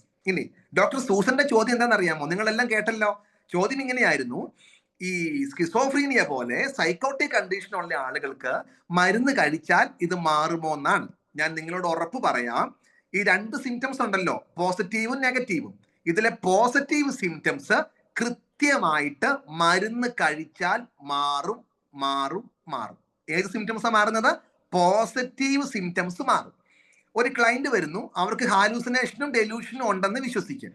അത് മരുന്ന് കഴിച്ചാൽ ആ ഡെലൂഷനും ഹാലൂസിനേഷനും പോസിറ്റീവ് സിംറ്റംസ് മാറും. നമ്മൾ അതിനെ പറയുന്നത് ഗുഡ് പ്രോഗ്നോസിസ് എന്നാണ് പറയുന്നത്. പോസിറ്റീവ് സിംറ്റംസിന് ട്രീറ്റ്മെന്റിൽ ഗുഡ് പ്രോഗ്നോസിസ് ആണ്. അതായത് അതിനെ ചികിത്സിച്ച് ഭേദമാക്കാൻ നല്ല സാധ്യതയുണ്ട്. പക്ഷേ നെഗറ്റീവ് സിംറ്റംസ്, ഏതാ നെഗറ്റീവ് സിംറ്റംസ്? ഈ അനഡോണിയ, അലോജിയ എന്നൊക്കെ നമ്മൾ പറഞ്ഞില്ലേ, അങ്ങനത്തെ സിംറ്റംസ് മെഡിസിന് കൊണ്ട് അത്ര പെട്ടെന്ന് മാറുന്നില്ല. നമ്മൾ അതിനെ എന്താ വിളിക്കുക? അതുകൊണ്ട് നമ്മൾ അതിനെ പറയുന്നത് ബാഡ് പ്രോഗ്നോസിസ് എന്നാ പറയുന്നത്. ബാഡ് പ്രോഗ്നോസിസ് എന്നാണ് പറയുന്നത്. അപ്പൊ നിങ്ങൾ കേട്ടോളൂ, ഈ സൈക്കോട്ടിക് കണ്ടീഷനിൽ മരുന്ന് കഴിക്കാൻ തുടങ്ങിയല്ലോ, അപ്പോൾ എന്ത് സിംറ്റംസ് കുറഞ്ഞു? പോസിറ്റീവ് സിംറ്റംസ് ഒക്കെ കുറഞ്ഞു. പണ്ട് ഹാലൂസിനേഷൻ ഉണ്ട്, ഇപ്പൊ ഹാലൂസിനേഷൻ ഒന്നുമില്ല. പണ്ട് ഡെലൂഷൻ ഉണ്ട്, ഇപ്പൊ ഡെലൂഷൻ കുറവുണ്ട്. പക്ഷെ ആളങ്ങ് ഉഷാറായിട്ടില്ല. പഴയ സന്തോഷമൊന്നുമില്ല, വലിയ വികാരങ്ങളൊന്നുമില്ല. ഒരു തണുപ്പം മട്ടിൽ എപ്പോഴും ഒരു ഉറക്കമൊക്കെ തൂങ്ങി ഒരു മന്ദീഭാവമാണ്. അത് ഈ മരുന്ന് കഴിച്ചാൽ മാറില്ല. പക്ഷേ കൗൺസിലിംഗിൽ കൂടെ, നിരന്തരമായിട്ടുള്ള മാനേജ്മെന്റ് ടെക്നിക്കുകളിൽ കൂടെ ഒരു പരിധി വരെ ഇവരുടെ നെഗറ്റീവ് സിംറ്റംസിനെ നമുക്ക് അഡ്രസ്സ് ചെയ്യാൻ പറ്റും. അപ്പൊ ഡോക്ടർ സൂസന്റെ ചോദ്യം ഭയങ്കര ഒരു ഗോൾഡൻ ക്വസ്റ്റ്യൻ ആയിരുന്നു. അത് ഞാൻ ഒരുപക്ഷെ നേരത്തെ ക്ലാസ്സുകളിൽ പറഞ്ഞിട്ടില്ല. അത് നല്ലൊരു ചോദ്യമായിരുന്നു. അതുകൊണ്ട് പോസിറ്റീവ് സിംറ്റംസിനെ മരുന്നുകൊണ്ട് മാറ്റാം. പിന്നെ നെഗറ്റീവ് സിംറ്റംസിന് മരുന്നുണ്ട്, പക്ഷെ പോസിറ്റീവ് സിംറ്റം മാറുന്നത് പോലെയൊന്നും പെട്ടെന്ന് അങ്ങ് മാറത്തില്ല. ഇനി രണ്ടാമത്തെ ചോദ്യം, മരുന്ന് കൊണ്ട് മാറുമോ? ഉത്തരം, മരുന്ന് കൊണ്ട് മാറും. ഉറപ്പാണോ? ഉറപ്പാണെന്ന് പറയാൻ പറ്റില്ല. അങ്ങനെയാണെങ്കിൽ എത്ര കാലം മരുന്ന് കഴിക്കേണ്ടി വരും? അത് ഓരോ വ്യക്തികളെയും ആശ്രയിച്ചിരിക്കും. സൈക്കോട്ടിക് കണ്ടീഷനിൽ ന്യൂറോട്ടിക് കണ്ടീഷൻ പോലെയല്ല, ദീർഘകാലം മരുന്ന് കഴിക്കേണ്ടി വരും. കേട്ടോ, ഈ മരുന്നിന്റെ പ്രശ്നങ്ങൾ എന്താണ്, ഗുണങ്ങൾ എന്താണ്? മരുന്ന് കഴിക്കുമ്പം എന്ത് മാറും എന്നറിയാമോ? ഈ പോസിറ്റീവ് സിംറ്റംസ് പെട്ടെന്ന് അങ്ങ് മാറും. അത് മാറുമ്പം പിന്നെ ഈ പേഷ്യന്റിന്റെ വിചാരം, എനിക്ക് അസുഖമൊന്നും ഇല്ലല്ലോ, ഞാൻ പിന്നെ എന്തിനാ മരുന്ന് കഴിക്കുന്നത്? ഡോക്ടർ പറഞ്ഞു 6 മാസം കഴിക്കാൻ, ഡോക്ടർ പറഞ്ഞു 1 കൊല്ലം കഴിക്കാൻ, ഡോക്ടർ പറഞ്ഞു 2 കൊല്ലം കഴിക്കാനൊക്കെ പറയും. അപ്പൊ കഴിക്കുന്ന ആൾക്ക് ഒരു 3 ആഴ്ച കഴിയുമ്പോഴത്തേനും ലക്ഷണത്തിലൊക്കെ നല്ല വ്യത്യാസമുണ്ട്. പിന്നെ അവരുടെ വിചാരം എന്താണെന്നറിയാമോ? എന്തിനാ കഴിക്കുന്നതെന്നാ. പക്ഷെ അങ്ങനെയല്ല. ഏതെങ്കിലും പേഷ്യന്റ് നിങ്ങളുടെ അടുത്ത് വരുമ്പം ഇപ്പൊ ഒരു ലക്ഷണവും ഇല്ല, പക്ഷെ ആ ഡോക്ടർ പറഞ്ഞു കേട്ടോ, മരുന്ന് മാഫിയന്റെ ആളാന്ന് തോന്നുന്നു, ഒരു ലക്ഷണവും ഇല്ലാതിരുന്നിട്ടും എന്നോട് വെറുതെ കഴിക്കാൻ പറയാന്ന് പറയുമ്പോൾ നിങ്ങളും കൂടെ കയറി പറഞ്ഞേക്കരുത്, ലക്ഷണമൊന്നും ഇല്ലേ, എന്നാ പിന്നെ കഴിക്കണ്ട, ഒരു കുഴപ്പം ഇല്ലാന്ന് പറഞ്ഞാലുണ്ടല്ലോ വേഗം റിലാപ്സ് ചെയ്ത് വരും. ഇത് പിന്നീട് കഴിക്കുന്ന എന്തിനു വേണ്ടിയെന്ന് അറിയാമോ? ലക്ഷണം കുറയ്ക്കാനല്ല, ഈ സൈക്കോട്ടിക് കണ്ടീഷൻസ് വീണ്ടും വരാതെ തടയാൻ വേണ്ടിയിട്ടാണ്. അത് ചില ആളുകളില് ആയുഷ്കാലം മൊത്തം കഴിക്കേണ്ടതായിട്ട് വരുന്നുണ്ട്. പക്ഷെ ഇവർക്ക് കഴിക്കാൻ പല കാരണങ്ങളാലും മടിയാ. എന്താ മടിയെന്ന് അറിയാമോ? ഒന്ന് സൈഡ് എഫക്റ്റ്. ഇതിനൊക്കെ ഈ നമ്മുടെ തൊണ്ട വരളുക അല്ലെങ്കിൽ തടി വെക്കുക, ഇങ്ങനെ കുറെ പ്രശ്നങ്ങളൊക്കെ ഉണ്ട്. അപ്പൊ അത് കഴിക്കാൻ ഒരു മടിയാണ്. ചില ആൾക്കാർക്ക് വേറൊരു പ്രശ്നമുണ്ട്, ഞാൻ സൈക്കോട്ടിക്കിന്റെ മെഡിസിൻ കഴിക്കുന്നത് കൊണ്ട് ഞാൻ ഒരു സൈക്കോസിസുകാരനാണെന്ന് ആളുകൾ വിശ്വസിക്കുമല്ലോ, അപ്പൊ ഞാൻ കഴിക്കാണ്ടിരുന്നാൽ പിന്നെ കുഴപ്പമില്ലല്ലോ എന്ന് വിചാരിച്ച് ആ സ്റ്റിഗ്മ കാരണം സ്വന്തം കഴിക്കാതിരുന്നിട്ട് പിന്നെ വലിയ പടുകുഴിയിലേക്ക് പോകുന്നവരും ഉണ്ട്. അപ്പോൾ മരുന്ന് കഴിച്ചാൽ മാറും, പോസിറ്റീവ് സിംറ്റംസ് മാറും, പക്ഷെ നിരന്തരം മരുന്ന് കഴിക്കണം. പക്ഷെ നെഗറ്റീവ് സിംറ്റംസ് അവിടെ കുറേയൊക്കെ ഉണ്ടാവും. അതുകൊണ്ടാണ് മരുന്ന് കഴിച്ചു പക്ഷെ പഴയ പോലെ കുഴപ്പമില്ല, പക്ഷെ പണ്ടത്തെ പോലെ ആൾ ആക്റ്റീവ് ആയിട്ടില്ല എന്നാണ് എല്ലാവരും ഇവരെ കുറിച്ച് പറയുക. മരുന്ന് കഴിച്ചില്ലെങ്കിൽ വയലന്റ് ആകും എന്നൊക്കെ പറയില്ലേ. മരുന്ന് കഴിച്ചുകൊണ്ടിരിക്കുമ്പോൾ ആള് വലിയ കുഴപ്പമില്ലാണ്ട് പോകുന്നുണ്ട്, പക്ഷേ അങ്ങ് മാറിയില്ല, അതങ്ങനെ മാറത്തില്ല. ഇതാണ് ഈ സൈക്കോട്ടിക് കണ്ടീഷനിലെ ഫാർമക്കോതെറാപ്പി. അപ്പൊ നമുക്ക് എന്താ അവിടെ ചാൻസ് ഉള്ളത്? ഈ സന്തോഷമില്ലായ്മ കാരണം ഡിപ്രഷൻ ഉണ്ടാകാം, അവർക്ക് ആൻസൈറ്റി ഉണ്ടാകാം, അവരുടെ സ്പീച്ച് ഡിസോർഗനൈസ്ഡ് ആവാം, അവരുടെ തോട്ട് ഡിസോർഗനൈസ്ഡ് ആണ്. അപ്പോൾ അതിനൊക്കെ സഹായിക്കാൻ വേണ്ടിയിട്ടുള്ള കുറെ സ്കില്ലുകൾ ഡെവലപ്പ് ചെയ്ത് കൊടുക്കാൻ നമുക്ക് അവരെ സഹായിക്കാൻ പറ്റും. ഓക്കെ, അപ്പോ അതാണ് ഡോക്ടർ സൂസനോട് എനിക്ക് റിപ്ലൈ ആയിട്ട് എനിക്ക് പറയാനുള്ളത്. പിന്നെ അപ്പൊ ഞാൻ ഇനി മോളി മാം ഒന്ന് അൺമ്യൂട്ട് ചെയ്യാമോ? ഞാൻ ഇന്ന് മോളി മാമിനോട് കൂടി സംസാരിക്കുന്നുള്ളൂ. Okay Molly ma'am. Hi, good evening sir. Okay, sir സാറിന്റെ ക്ലാസ്സിനെ കുറിച്ച് ഞാൻ ജസ്റ്റ് ഒരു മിനിറ്റ് പറയട്ടെ. എനിക്ക് ഞാനൊരു ടീച്ചറാണ്, റിട്ടയർഡ് ടീച്ചറാണ്. പല ക്ലാസ്സുകളും ചെയ്തു. പക്ഷെ സാറിന്റെ ഒരു പെക്യുലാരിറ്റി എനിക്ക് തോന്നിയത്, സാർ സ്റ്റാർട്ട് ചെയ്ത് കഴിഞ്ഞ് അവസാനിക്കുന്നത് വരെ നമുക്ക് അതിൽ നിന്നൊരു സെക്കൻഡ് ഒരു ഡൈവേർഷൻ വരുന്നില്ല. അത്രയും ഞങ്ങളെ അങ്ങോട്ട് ക്യാപ്ചർ ചെയ്യുന്ന രീതിയിലൊരു ടീച്ചറാണ്. Hats off. അനദർ തിങ്, എനിക്ക് ഞാനിപ്പോ ഞാൻ ഇവിടെ 89-90 ടീച്ചിങ് തുടങ്ങിയതാണ്. പക്ഷെ കുട്ടികളിലായിക്കോട്ടെ മുതിർന്നവരിലായിക്കോട്ടെ അന്നത്തെക്കാളും വളരെയധികം ഈ മാനസിക പ്രശ്നങ്ങൾ കയറി വരികയാണ്. അതിനെന്തെങ്കിലും റൂട്ട് കോസ് ഉണ്ടോ? പിന്നെ എനിക്ക് രണ്ടാമത് അറിയേണ്ടത് ഈ നാർസിസ്റ്റുകളില് ഹിഡൻ നാർസിസം, അത് നമുക്ക് എങ്ങനെയാ മനസ്സിലാവുക? അപ്പം ഇവിടെ മോളിമാമിന്റെ രണ്ട് ചോദ്യങ്ങളും ഒരുപാട് വിശദമായിട്ട് ഉത്തരം പറയേണ്ട രണ്ട് ചോദ്യങ്ങൾ തന്നെയാണ്. ഒന്നാമത്, കുട്ടികളിലെ പ്രശ്നങ്ങളൊക്കെ പണ്ടത്തെക്കാളും കൂടുതലാണോ എന്ന് പറയാൻ കാരണം ശരിയാണ്. അത് ഒരുപാട് കാരണങ്ങൾ അതിനകത്തുണ്ട്. സാങ്കേതികത മാത്രമല്ല, ഈ ഒന്ന് വിജ്ഞാന സ്ഫോടനമാണ്, വിജ്ഞാന വിസ്ഫോടനം, ഓവർലോഡഡ് ഇൻഫോർമേഷൻ ആണ്. പണ്ട് നമ്മൾ 15ാം ക്ലാസ്സിൽ പഠിച്ചത് ഇന്ന് അവർ 2ാം ക്ലാസ്സിൽ പഠിക്കുന്നുണ്ട്. അത് പറഞ്ഞാൽ അത് ഭയങ്കരമായിട്ടുള്ള ഒരു കാര്യം തന്നെയുണ്ടത്. ഈ ഫ്ലിൻ എഫക്റ്റ് എന്ന് പറയും. ഫ്ലിൻ എഫക്റ്റ്, FLYNN കേട്ടു? ഫ്ലിൻ എഫക്റ്റ്, FLYNN എന്ന് പറഞ്ഞാൽ ഈ ഓരോ ജനറേഷൻ കഴിയുമ്പോഴത്തേനും വിവരം കൂടി വരിക. നിങ്ങളൊന്ന് ആലോചിച്ച് നോക്ക്, നമ്മുടെ അപ്പനും അമ്മയ്ക്കാണോ വിവരം കൂടുതലുള്ളത്, നമുക്കാണോ വിവരം കൂടുതലുള്ളത്? നിങ്ങളൊക്കെ എല്ലാവരും ആലോചിച്ച് നോക്കിക്കേ. നമുക്കാ വിവരം കൂടുതൽ അല്ലേ? നമുക്ക് തന്നെയാ. പിന്നെ ഇനി അടുത്തത്, നമ്മുടെ മക്കൾക്കാണോ വിവരം കൂടുതലുള്ളത്, നമുക്കാണോ വിവരം കൂടുതലുള്ളത്? നമുക്കല്ല, നമ്മുടെ മക്കൾക്കാണ്. ഈ നിങ്ങൾക്കറിയോ, എനിക്ക് തോന്നുന്നു എൻ്റെ മോൻ 4ാം ക്ലാസ്സിൽ പഠിക്കുമ്പോൾ, ഇപ്പോൾ 5ലാണ്, കഴിഞ്ഞ കൊല്ലം 4ാം ക്ലാസ്സിൽ പഠിക്കുമ്പോൾ ഞാൻ അവനോട് ചോദിച്ചു, നിനക്ക് ഏത് ജോലിയെ ചെയ്യാൻ ഇഷ്ടം? അപ്പൊ അവൻ പറഞ്ഞു അവന് വണ്ടിയിൽ പണിയെടുക്കണം, അവൻ ഓട്ടോമൊബൈല്, കാരണം ആൺപിള്ളേരാണല്ലോ, വണ്ടി എന്നൊക്കെ പറഞ്ഞാൽ ഭയങ്കര സംഭവമാണല്ലോ. അപ്പൊ ഞാൻ പറഞ്ഞു, മോനെ അത് ഭയങ്കര കഷ്ടപ്പെട്ടൊരു ജോലിയല്ലേ? അപ്പൊ എന്നോട് പറയാണേ, അപ്പൊ അതെന്റെ ഫണ്ടമെന്റൽ റൈറ്റ് ആണ്, അതെന്റെ ഫണ്ടമെന്റൽ റൈറ്റ് ആണ്. ഏത് ജോലി ചെയ്യണം എന്നുള്ളത് എന്റെ ഇഷ്ടമാണ്, അത് അപ്പയ്ക്ക് തീരുമാനിക്കാൻ പറ്റില്ല എന്ന്. ഈ ഫണ്ടമെന്റൽ റൈറ്റ് എന്നുള്ളത് ഞാൻ പ്രീ ഡിഗ്രിക്ക് എങ്ങാണ്ടാ പഠിക്കുന്നതെന്ന് തോന്നുന്നു, അല്ലെങ്കിൽ അന്നാണ് മനസ്സിലാവുന്നത്. ഈ 4ാം ക്ലാസ്സിൽ പഠിക്കുന്ന കുട്ടിക്ക് ഫണ്ടമെന്റൽ റൈറ്റ് എന്താണെന്നറിയാം. ഓവർലോഡഡ് ഇൻഫോർമേഷൻസ് ആണ്. അങ്ങനെ വരുമ്പം ഈ കുഞ്ഞിപ്രായത്തിൽ കുഞ്ഞി തലച്ചോറിൽ താങ്ങാൻ കഴിയാത്ത ഇൻഫോർമേഷൻ അവർ കൈകാര്യം ചെയ്യുമ്പം അവരുടെ സ്വഭാവത്തിലും പ്രതികരണങ്ങളിലും ഒക്കെ വലിയ മാറ്റങ്ങൾ സംഭവിക്കുന്നു. ഈ കുഞ്ഞു സ്ക്രീനിൽ അണ്ടകടാഹം മൊത്തം കാണുന്നുണ്ടല്ലോ. നമ്മളൊക്കെ പണ്ടൊക്കെ അറിയാത്തതും കല്യാണം കഴിഞ്ഞിട്ട് പോലും പലർക്കും മനസ്സിലാവാത്തത് ഈ ചുമ്മാ 5ലും 6ലും പഠിച്ചവന് മൊത്തം അനാട്ടമി അറിയാം, ബയോളജിയും അറിയാം. അങ്ങനെ വരുമ്പോൾ ഇത് എവിടെ കൊണ്ടേ അപ്ലൈ ചെയ്യണമെന്ന് അറിയുന്നില്ല, പ്രശ്നങ്ങളായില്ലേ? അപ്പൊ അങ്ങനെ വരുമ്പം ഇനി അത് മാത്രമല്ല, സാങ്കേതികത മാത്രമല്ല, പാരന്റിങ് സ്റ്റൈല്. പണ്ട് പിള്ളേരെ വളരുവാണല്ലേ, പണ്ട് പിള്ളേരങ്ങ് വളരുവല്ലേ, ഇപ്പോൾ വളരുവല്ലോ, വളർത്തുവല്ലേ. അപ്പം വളരുന്നതിന്റെ പ്രത്യേകതയും വളർത്തുന്നതിന്റെ പ്രത്യേകതയും വ്യത്യാസങ്ങളുണ്ട്. ഈ ഒരു 5 വയസ്സുകാരനല്ലേ ആ വീട്ടിലെ മെയിൻ സ്വിച്ച്. അവനാണല്ലോ കാര്യങ്ങളൊക്കെ നിയന്ത്രിക്കുന്നത്. എന്ത് കുടിക്കണം, എന്ത് ബ്രേക്ക്ഫാസ്റ്റിന് വെക്കണം, വീട് എങ്ങനെ പോകണം ഒക്കെ അവനാ തീരുമാനിക്കുന്നത്. ഈ എന്തിനു വേറെ പറയുന്നു, 1.5 വയസ്സുകാരനാ തീരുമാനിക്കുന്നത് കാരണന്മാർ എപ്പോ ഉറങ്ങണം എന്ന്. 2:30ക്കും 3 മണിക്കും ഒക്കെ ഉറങ്ങാൻ പറ്റാതിരിക്കുന്ന ഒരു പാരന്റ് എന്റെ അടുത്ത് വന്നിട്ട് പറഞ്ഞു ഉറങ്ങണം എന്ന് ആഗ്രഹമുണ്ട്, കൊച്ച ഉറക്കത്തില്ല എന്ന്. അപ്പോ വെറും ഒരു 1.5 വയസ്സും 2 ഇഞ്ച് പൊക്കമുള്ള ഒരു കൊച്ചാ തീരുമാനിക്കുന്നത് എപ്പോൾ ഉറങ്ങണം എന്ന്.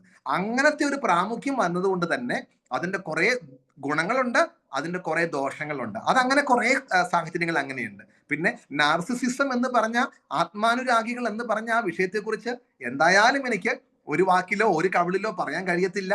ഒട്ടും എമ്പതയില്ലാത്ത, അവരാണ് വലിയവരെന്ന് വിശ്വസിക്കുന്ന, മറ്റുള്ളവരെ അല്ലെങ്കിൽ അവർക്ക് ഒരു വിക്ടിമിനെ വേണം, എപ്പോഴും ഒരു ദയയുമില്ലാതെ ഒരു കുറ്റബോധങ്ങളും ഇല്ലാതെ അവരെ പീഡിപ്പിക്കുകയും മറ്റുള്ളവരുടെ മുൻപിൽ ഭയങ്കര ചാമിങ് ആയിട്ട് നിൽക്കുന്ന ആളുകളാണ് നാർസിസിസ്റ്റ് പേഴ്സണാലിറ്റി.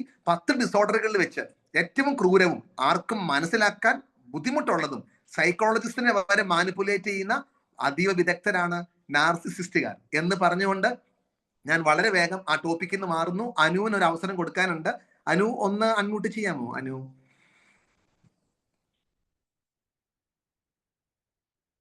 അനുവിന് ഇന്ന് അൺമ്യൂട്ട് ചെയ്യാൻ പറ്റാത്ത സാഹചര്യമാണ്. ഒന്ന് സ്ലൈഡ് അങ്ങോട്ടും ഇങ്ങോട്ടും ഒന്ന് സ്ലൈഡ് ചെയ്തിട്ട് ഒന്ന് വീണ്ടും ഒന്ന് ഒരു വാക്കിന് ഫീഡ്ബാക്കും ഒരു ഡൗട്ടും കൂടെ ചോദിച്ച് ഞാൻ ക്ലാസ് നിർത്താൻ പോവുകയാണ്. Last question അനുവിനാണ്. ഓക്കെ, ചോദിച്ചോളൂ, പറഞ്ഞോളൂ. സാറിനെ പറ്റി പ്രത്യേകിച്ച് ഒന്നും പറയാനില്ല, എല്ലാവർക്കും അറിയാവുന്നതാണല്ലോ. സാർ അത്രയും ഡെഡിക്കേറ്റഡ് ആയിട്ടുള്ള ഒരു പേഴ്സണാലിറ്റിയാണ്. പിന്നെ അതുപോലെ തന്നെ ഭയങ്കര എളിമയാണ്. ആളുകളെ എല്ലാം നന്നായി മനസ്സിലാക്കി മനസ്സിലേക്ക് തുളഞ്ഞു കയറുന്ന രീതിയിലാണ് സാറിന്റെ ഓരോ ക്ലാസ്സുകളും. ഇതിപ്പോ എന്റെ 2nd റൗണ്ടാണ്. എനിക്ക് തോന്നുന്നത് കഴിഞ്ഞ തവണത്തിനേക്കാളും കൂടുതൽ ഇൻഫർമേഷൻ എനിക്ക് ഈ സെക്ഷനിൽ കിട്ടിയിട്ടുണ്ട്. പിന്നെ എനിക്കൊരു ഡൗട്ട് ഉണ്ട് സാറേ. നമ്മൾ പഠിച്ചെത്തിന്നല്ല, ആണെന്ന് ചോദിച്ചാൽ ആണ്. കഴിഞ്ഞ ദിവസം ഒരു പത്രത്തിൽ കണ്ടായിരുന്നു, ഓവറായിട്ടുള്ള വൃത്തി OCDയുടെ പാർട്ടായിട്ട് കാണാൻ പറ്റത്തില്ലെന്ന് ഇങ്ങനെ കണ്ടു. അതെന്താ സാറേ അങ്ങനെ? അങ്ങനെ പറയുമ്പോൾ അനു, അത് ഒരു രീതിയിലും അത് ആർട്ടിക്കിളിന്റെ പ്രശ്നമാണോ, ഇനി അത് വേറെ പെർസ്പെക്റ്റീവിൽ എഴുതിയതാണോ എന്ന് അറിയത്തില്ല. ശരിക്കും പറഞ്ഞാല് അമിത വൃത്തി OCDയുടെ കണ്ടാമിനേഷൻ എന്ന് പറഞ്ഞ അവസ്ഥയിൽ നിന്ന് തന്നെയാണ് വരുന്നത്. മനോരോഗ ഈ മേഖലയില് അതിനെ കാറ്റഗറി ചെയ്യാൻ വേറെ രീതിയിലുള്ളതൊന്നും എന്റെ അറിവിലില്ല. അപ്പൊ അതിന്റെ ആർട്ടിക്കിൾ എന്താണെന്നോ എനിക്ക് പൂർണ്ണമായിട്ട് ഒന്നും എനിക്ക് മനസ്സിലായിട്ടില്ല. നമുക്കെങ്ങനെ അഴുക്ക് വരും എന്നുള്ള പേടിയിൽ വരുന്നത് OCD തന്നെയാണ്. അല്ലെങ്കിൽ പിന്നെ അത് OCPD ആവണം. OCPDയും അങ്ങനെ തന്നെയാണ്, അവർക്കും എല്ലാം പൂർണ്ണതയും വൃത്തിയൊക്കെ വേണം. അപ്പം അമിത വൃത്തി എന്നുള്ളത് വല്ലാതെ അസ്വസ്ഥപ്പെടുത്തുന്നുണ്ടെങ്കിൽ അത് OCDയും, അസ്വസ്ഥപ്പെടുത്താതെ എനിക്കും വൃത്തി വേണം, എല്ലാവർക്കും വൃത്തി വേണം എന്നുള്ള വാശിയാണെങ്കിൽ OCPDയും ആണ്. അതാ എന്തുകൊണ്ടല്ല എന്നങ്ങനെ പറഞ്ഞാൽ, ആ ആർട്ടിക്കിൾ വല്ലതും ഉണ്ടെങ്കിൽ എനിക്ക് അയച്ചു തന്നാൽ അത് ഞാൻ പേഴ്സണലി പറഞ്ഞു തരാം. അപ്പോ thank you so much sir. Thank U. ഒരു റിക്വസ്റ്റ് ഉണ്ട്. എനിക്ക് സാറിന്റെ പേഴ്സണൽ നമ്പർ വേണം, എനിക്ക് ഒരാളെ സാറിന് റെഫർ ചെയ്യാണ്ട്. അതെ, അപ്പോ ഞാൻ ആർക്കും പറഞ്ഞുതരാം. നമ്പർ അറിയാം, നമ്പർ ഒന്ന് എഴുതിയെടുത്തോളൂ. 9746 51 39 51. Thank you sir. ഇതാണ് നമ്പർ. എന്നെ ചിലപ്പോൾ വിളിച്ചാൽ എപ്പോഴും കിട്ടാൻ ഇത്തിരി ബുദ്ധിമുട്ട് വരാം. ഞാൻ ക്ലാസ്സുകളിലും സെഷൻസിലും ആണെങ്കിൽ കോൾ എടുക്കത്തില്ല. പരമാവധി വോയിസ് ക്ലിപ്പ്, ഓഡിയോ ആണെങ്കിൽ അത് ഈ ക്ലാസ് ഇരിക്കുന്നവർക്കൊക്കെ അറിയാം. മെസ്സേജ് ഇടുവാണെങ്കിൽ ഞാൻ അത് സമയത്തിന് ഇടുന്നതായിരിക്കും. ദുർഗപ്രസാദ് സാറിനെ കാണാം, ട്രെയിനിലാണെന്ന് തോന്നുന്നു. എന്തായാലും സാറിനെ കണ്ടതിൽ സന്തോഷം. Okay sir, thank U. അവിടുന്ന് ക്ലിയർ ആവത്തില്ല. അപ്പൊ എനിക്കിപ്പം വേറൊരു സെഷനിലേക്ക് പോകേണ്ടതായിട്ടുണ്ട്. ഞാൻ ബാക്കി വീഡിയോയിൽ വരാത്തവരോട് എനിക്ക് സംസാരിക്കാൻ കഴിയാത്തൊരു സാഹചര്യവും സമയപരിമിതിയുണ്ട്. എന്തായാലും നിങ്ങളുടെ ഒപ്പമുള്ള ഈ അറിവിന്റെ യാത്ര അത് വിജ്ഞാനപ്രദമായിരുന്നു, അത് വിനോദകരമായിരുന്നു, ആവേശകരമായിരുന്നു, സന്തോഷമായിരുന്നു. ഒരുപാട് കാര്യങ്ങൾ അറിയുന്നതൊക്കെ എനിക്ക് എന്റെ കഴിവിന്റെ അപ്പുറത്തും അല്ലെങ്കിൽ പരിമിതിക്ക് അനുസരിച്ച് എനിക്ക് നിങ്ങളിലേക്ക് പകരാൻ കഴിഞ്ഞു എന്നുള്ള തികഞ്ഞ ആ ഒരു അഭിമാനത്തോട്, ആ ഒരു സന്തോഷത്തോടും കൂടെ തന്നെയാണ് ഈ ക്ലാസ്സിൽ നമ്മൾ പടിയിറങ്ങുന്നത്. പക്ഷെ ഇത് എന്നേക്കുമുള്ള ഒരു വേർപിരിയിലോ പിരിച്ചിലൊന്നും അല്ല. നമുക്കിനിയും ഈ അറിവിന്റെ യാത്രയിലെ ഓരോ നാൽക്കവലകളിൽ വെച്ച് നമുക്ക് കണ്ടുകൊണ്ടേയിരിക്കണം, പഠിച്ചുകൊണ്ടേയിരിക്കണം, അറിഞ്ഞുകൊണ്ടേയിരിക്കണം. അപ്പോൾ അതുകൊണ്ട് അതിന് എല്ലാ കാലവും ഈ ഒരു മേഖലയിൽ എൻ്റെ കഴിവിന്റെ അനുസരിച്ച് ഞാൻ നിങ്ങളുടെ കൂടെ ഉണ്ടാകും. നമുക്ക് ഇടയ്ക്കൊക്കെ വർക്ക്ഷോപ്പുകളും അല്ലെങ്കിൽ ഓൺലൈൻ പ്ലാറ്റ്ഫോമിലൊക്കെ നമുക്ക് കാണാം. അപ്പോൾ നിങ്ങൾ ഇറങ്ങി തിരിച്ചിരിക്കുന്ന ഈ മനോഹരമായിട്ടുള്ള പവിത്രമായ പുണ്യമായ ഈ പ്രവൃത്തി നമ്മുടെ ജീവിതകാലത്ത് അനേകർക്ക് വെളിച്ചവും ആശ്വാസമാകാൻ നമ്മളൊരു നിമിത്തമാവട്ടെ എന്ന് ഹൃദയംഗമായിട്ട് ആശംസിച്ചുകൊണ്ടും എല്ലാ പ്രാർത്ഥനകളും നേർന്ന് ഞാൻ ഈ ക്ലാസ്സിന് ഇവിടെ വിരാമം ഇടുകയാണ്. നമുക്ക് അടുത്ത ക്ലാസ്സിലോ അടുത്ത വർക്ക്ഷോപ്പിലോ നമുക്ക് നേരിട്ട് കാണാം. Thank you all. Thank you. Over to Lakshmi. Thank you sir. Thank you so Thank much. you very much. Thank you very much, sir. Thank you, sir. Thank you. Thank you so much. Thank you, sir. Students എല്ലാവരും ഒന്ന് wait ചെയ്യണേ, കുറച്ച് കാര്യങ്ങൾ നിങ്ങളോട് പറയാനുണ്ട്. ആരാ students?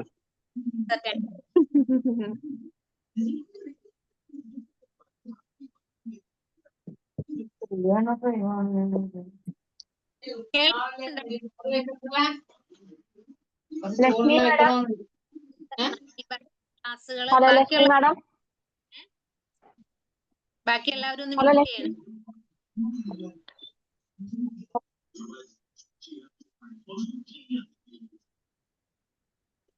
എല്ലാവരും ഒന്ന് മ്യൂട്ട് ചെയ്യണേ.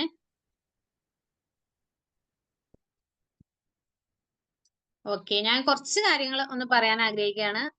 നമ്മുടെ ഇപ്പൊ ഈ സൈക്കാട്രിക് ഡിസീസ് 7th ബാച്ചിന്റെ ക്ലാസ്സുകൾ ഇന്നത്തോടെ അവസാനിച്ചിരിക്കുകയാണ്. നമുക്ക് നിങ്ങളുടെ ബാച്ചിന്, നമ്മുടെ ഈ ബാച്ചിന് നമുക്ക് എക്സ്ട്രാ കുറച്ച് കേസ് സ്റ്റഡിയും കാര്യങ്ങളും ഒരു 3 ക്ലാസ് സാർ എക്സ്ട്രാ തന്നിട്ടുണ്ടായിരുന്നു. അത് ഉൾപ്പെടെയാണ് നമുക്ക് കിട്ടിയത്. ഇതിന് മുമ്പുള്ള ബാച്ചുകാർക്കൊന്നും കേസ് സ്റ്റഡി ഒന്നും കിട്ടിയിട്ടുണ്ടായിരുന്നില്ല ഓൺലൈനിൽ. തെറാപ്പിയുടെ സമയത്ത് മാത്രമാണ് അങ്ങനെയുള്ള കുറച്ച് കാര്യങ്ങൾ കിട്ടിയിട്ടുണ്ടായിരുന്നത്. അതുകൊണ്ട് തന്നെ മറ്റ് ഇതുവരെ അറ്റൻഡ് ചെയ്തിട്ടുള്ള മുൻപ് ക്ലാസ്സിൽ ഇരുന്നിട്ടുള്ളവർക്ക് അറിയാം ഈ ക്ലാസ്സിൽ കയറിയപ്പോൾ കുറേയൊക്കെ പഠിക്കാൻ, കുറേയൊക്കെ ഒരു സൈക്കോളജി ഫീൽഡിനെ പറ്റി കുറച്ചും കൂടി ഒന്ന് വിസിബിൾ ആയിട്ട് കിട്ടാനുള്ള അവസരം നിങ്ങൾക്ക് കിട്ടി. ഞാനും ആ കൂടെ ഇരുന്ന് പഠിക്കുക തന്നെയായിരുന്നു. നല്ല ക്ലാസ്, നല്ല ആ കേസ് സ്റ്റഡി ഒക്കെ വളരെ നല്ല രീതിയിലാണ് മുന്നോട്ട് പോയത്. സാറ് നമുക്ക് ചെയ്തു തന്നൊരു ഫേവർ ആണത്. അങ്ങനെ ഒരു സെഷനുകളും കൂടി 3 സെഷൻ അങ്ങനെ സാർ എക്സ്ട്രാ നമുക്ക് ചെയ്തു തന്നൊരു ഫേവറാണ്. അപ്പൊ സാറിനുള്ള നന്ദിയൊക്കെ അറിയിച്ചു കഴിഞ്ഞു. എല്ലാവരും ഫീഡ്ബാക്കും ഡൗട്ട്സ് ക്ലിയർ ചെയ്തും എല്ലാം നല്ലൊരു സെഷൻ ആയിരുന്നു ഇന്ന്. എല്ലാവരും ഹാപ്പിയാണെന്ന് വിചാരിക്കുന്നു. നമ്മുടെ ഓൺലൈൻ സെഷൻ അവസാനിച്ചപ്പോൾ നിങ്ങളോട് ഇനി പറയാനുള്ളത്, നിങ്ങളുടെ ഈ കോഴ്സ് ഇവിടെ കംപ്ലീറ്റ് ആയിട്ടുണ്ട് ഇപ്പോൾ. അപ്പൊ നിങ്ങൾക്ക് ഇനി ഓൺലൈനായിട്ട് സാറ് തന്നിരുന്ന 2 അസൈൻമെന്റ് ഉണ്ടായിരുന്നു. അത് കംപ്ലീറ്റ് ചെയ്യാത്ത ആളുകൾ ഇനിയും ഉണ്ട് എന്നുള്ളതാണ്. അപ്പോൾ ഈ അസൈൻമെന്റുകൾ തരുന്ന സമയത്ത് കൃത്യമായിട്ട് കംപ്ലീറ്റ് ചെയ്ത് പോവുകയാണെങ്കിൽ അത് നമുക്കൊരു ഭാരമായി മാറത്തില്ല. മറ്റേ നമ്മളത് ശ്രദ്ധിക്കാതെ പോവുകയും കൃത്യമായിട്ട് ചെയ്യാതെ പോവുകയും പിന്നീട് അത് വലിയൊരു ബുദ്ധിമുട്ടായിട്ട് മാറും. അപ്പൊ എന്തായാലും ഇനിയും ഒരു ചാൻസും കൂടി തരികയാണ്. ആ ഓൺലൈൻ അസൈൻമെന്റുകൾ നിങ്ങൾ തീർച്ചയായിട്ടും കംപ്ലീറ്റ് ചെയ്യുക. 2 അസൈൻമെന്റ് ആണ് ഓൺലൈനായിട്ട് ഫാബിൽ സാർ തന്നത്. അത് കംപ്ലീറ്റ് ചെയ്ത് മെയിൽ ചെയ്ത് തരണം. ഞങ്ങളത് ഇവിടെ ലിസ്റ്റ് ചെയ്യുന്നുണ്ടാവും. അതിനൊക്കെ നമുക്ക് മാർക്ക് ഉള്ളതാണ്. നിങ്ങൾക്ക് എക്സാം ഇല്ല, ഈ കോഴ്സിന് എക്സാം ഇല്ല എന്നുള്ളത് നിങ്ങൾക്ക് എല്ലാവർക്കും അറിയാലോ. അപ്പോ നിങ്ങളുടെ മാർക്ക് കണക്കാക്കുന്നത് നിങ്ങൾ ചെയ്യുന്ന അസൈൻമെന്റിന്റെ അടിസ്ഥാനത്തിലാണ്. അതുകൊണ്ട് അസൈൻമെന്റുകൾ കൃത്യമായിട്ട് നിങ്ങൾ സബ്മിറ്റ് ചെയ്താൽ മാത്രമാണ് നിങ്ങൾക്ക് മാർക്ക് ഇടാൻ പറ്റത്തുള്ളൂ. ആ മാർക്ക് ലിസ്റ്റ് നമ്മൾ BSSന് കൊടുക്കുമ്പോഴാണ് നിങ്ങളുടെ BSS സർട്ടിഫിക്കറ്റ് അവിടുന്ന് ഇഷ്യൂ ചെയ്യുന്നത്. അതുകൊണ്ട് നിങ്ങൾ വളരെ സീരിയസ് ആയിട്ട് എടുക്കണം. ഇതുവരെ ഓൺലൈൻ അസൈൻമെന്റുകൾ സബ്മിറ്റ് ചെയ്തിട്ടില്ലാത്തവര് അത് കൃത്യമായിട്ട് സബ്മിറ്റ് ചെയ്യുക. അതിനുശേഷം നിങ്ങൾക്കൊരു 20 കേസ് ചെയ്ത് നിങ്ങൾക്ക് ഓഫീസിലേക്ക് ഓഫ്ലൈൻ ആയിട്ട് അയക്കാനുള്ള ഒരു ഇതും കൂടി ഉണ്ട്. അത് കുറച്ചുപേരൊക്കെ ചെയ്തിട്ടുണ്ടെന്ന് മനസ്സിലാക്കുന്നു. ഇനിയും ചെയ്യാൻ കുറച്ചുപേരും കൂടി ഉണ്ട്.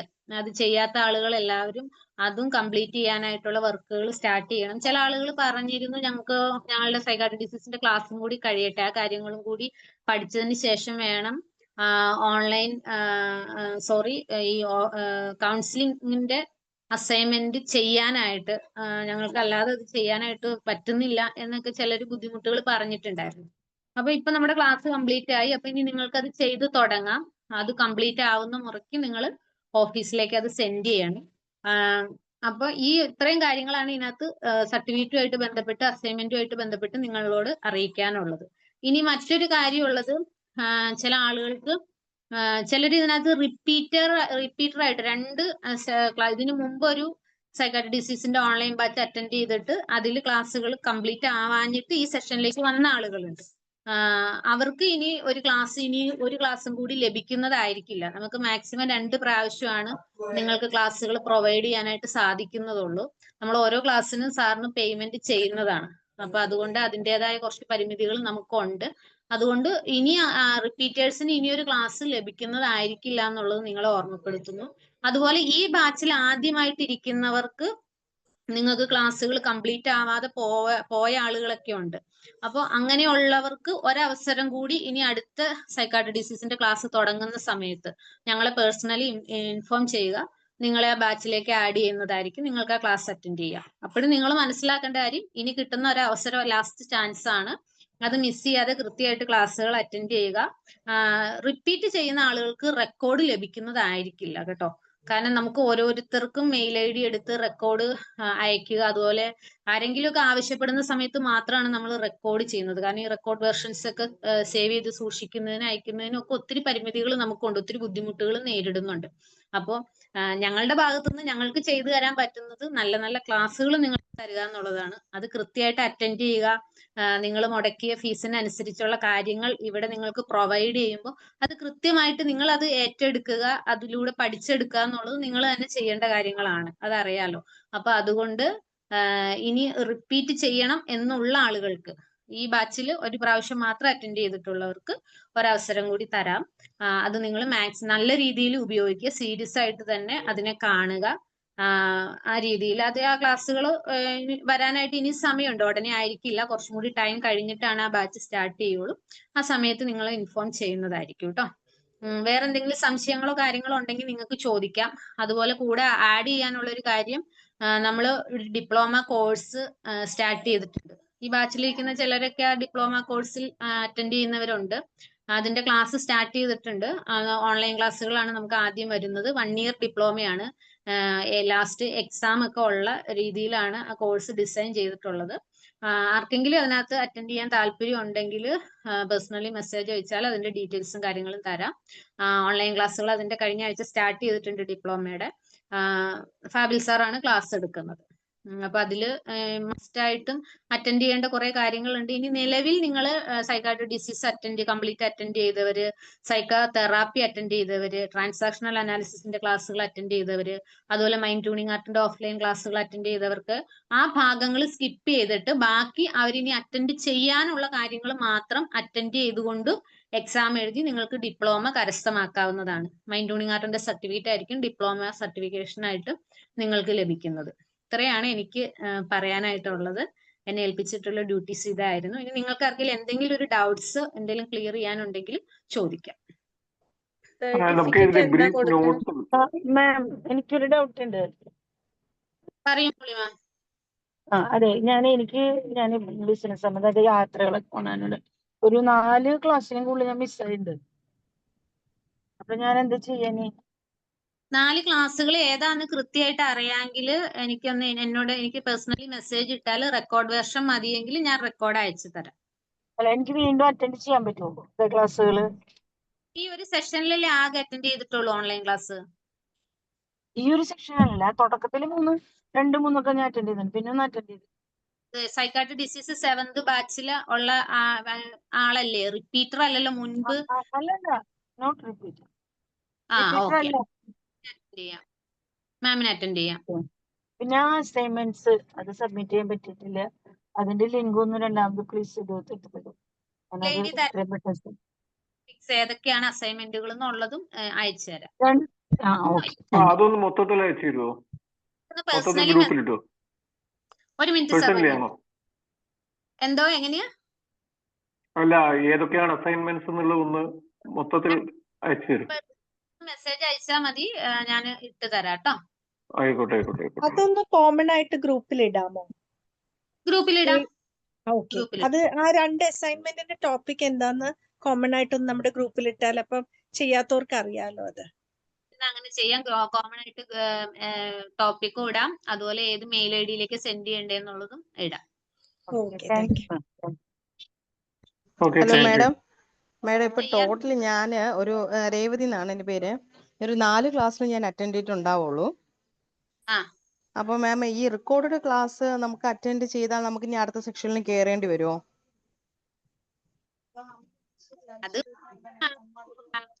എന്താ മാഡം? മാം, എനിക്ക് ക്ലിയർ ആവുന്നില്ല. ഒരു സെക്കൻഡ്. കേൾക്കുമോ? ഹലോ കേക്കുന്നില്ല. മാം എന്നെ നാളെ പേഴ്സണലി കോൺടാക്ട് ചെയ്താൽ മതി. ആ ശരി.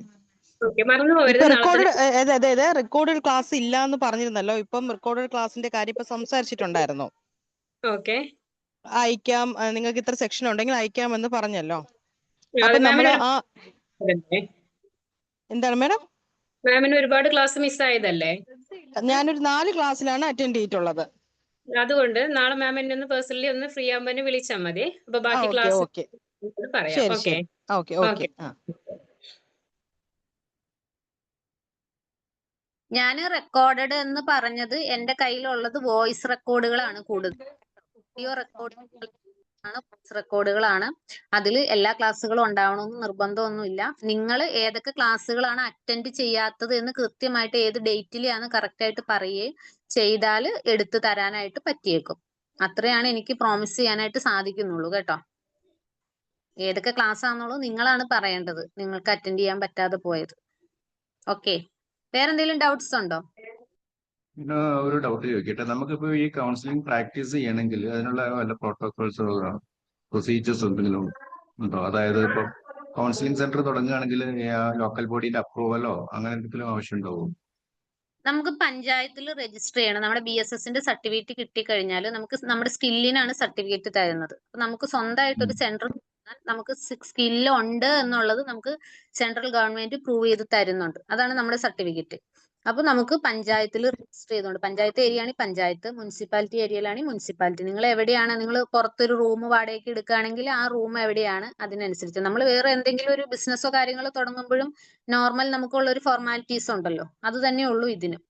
നമുക്ക് മുനിസിപ്പാലിറ്റിയിലോ രജിസ്റ്റർ ചെയ്തുകൊണ്ട് നമുക്ക് ബോർഡ് വെച്ച് നമ്മുടെ സർട്ടിഫിക്കറ്റിൽ എന്താണ് ഡെസിഗ്നേഷൻ ഉള്ളത്, നമ്മുടെ സർട്ടിഫിക്കറ്റിൽ mind tuning practitioner and counsellor എന്നാണ് വരുന്നത്.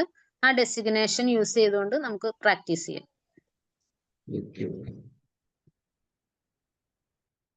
Okay, thank U.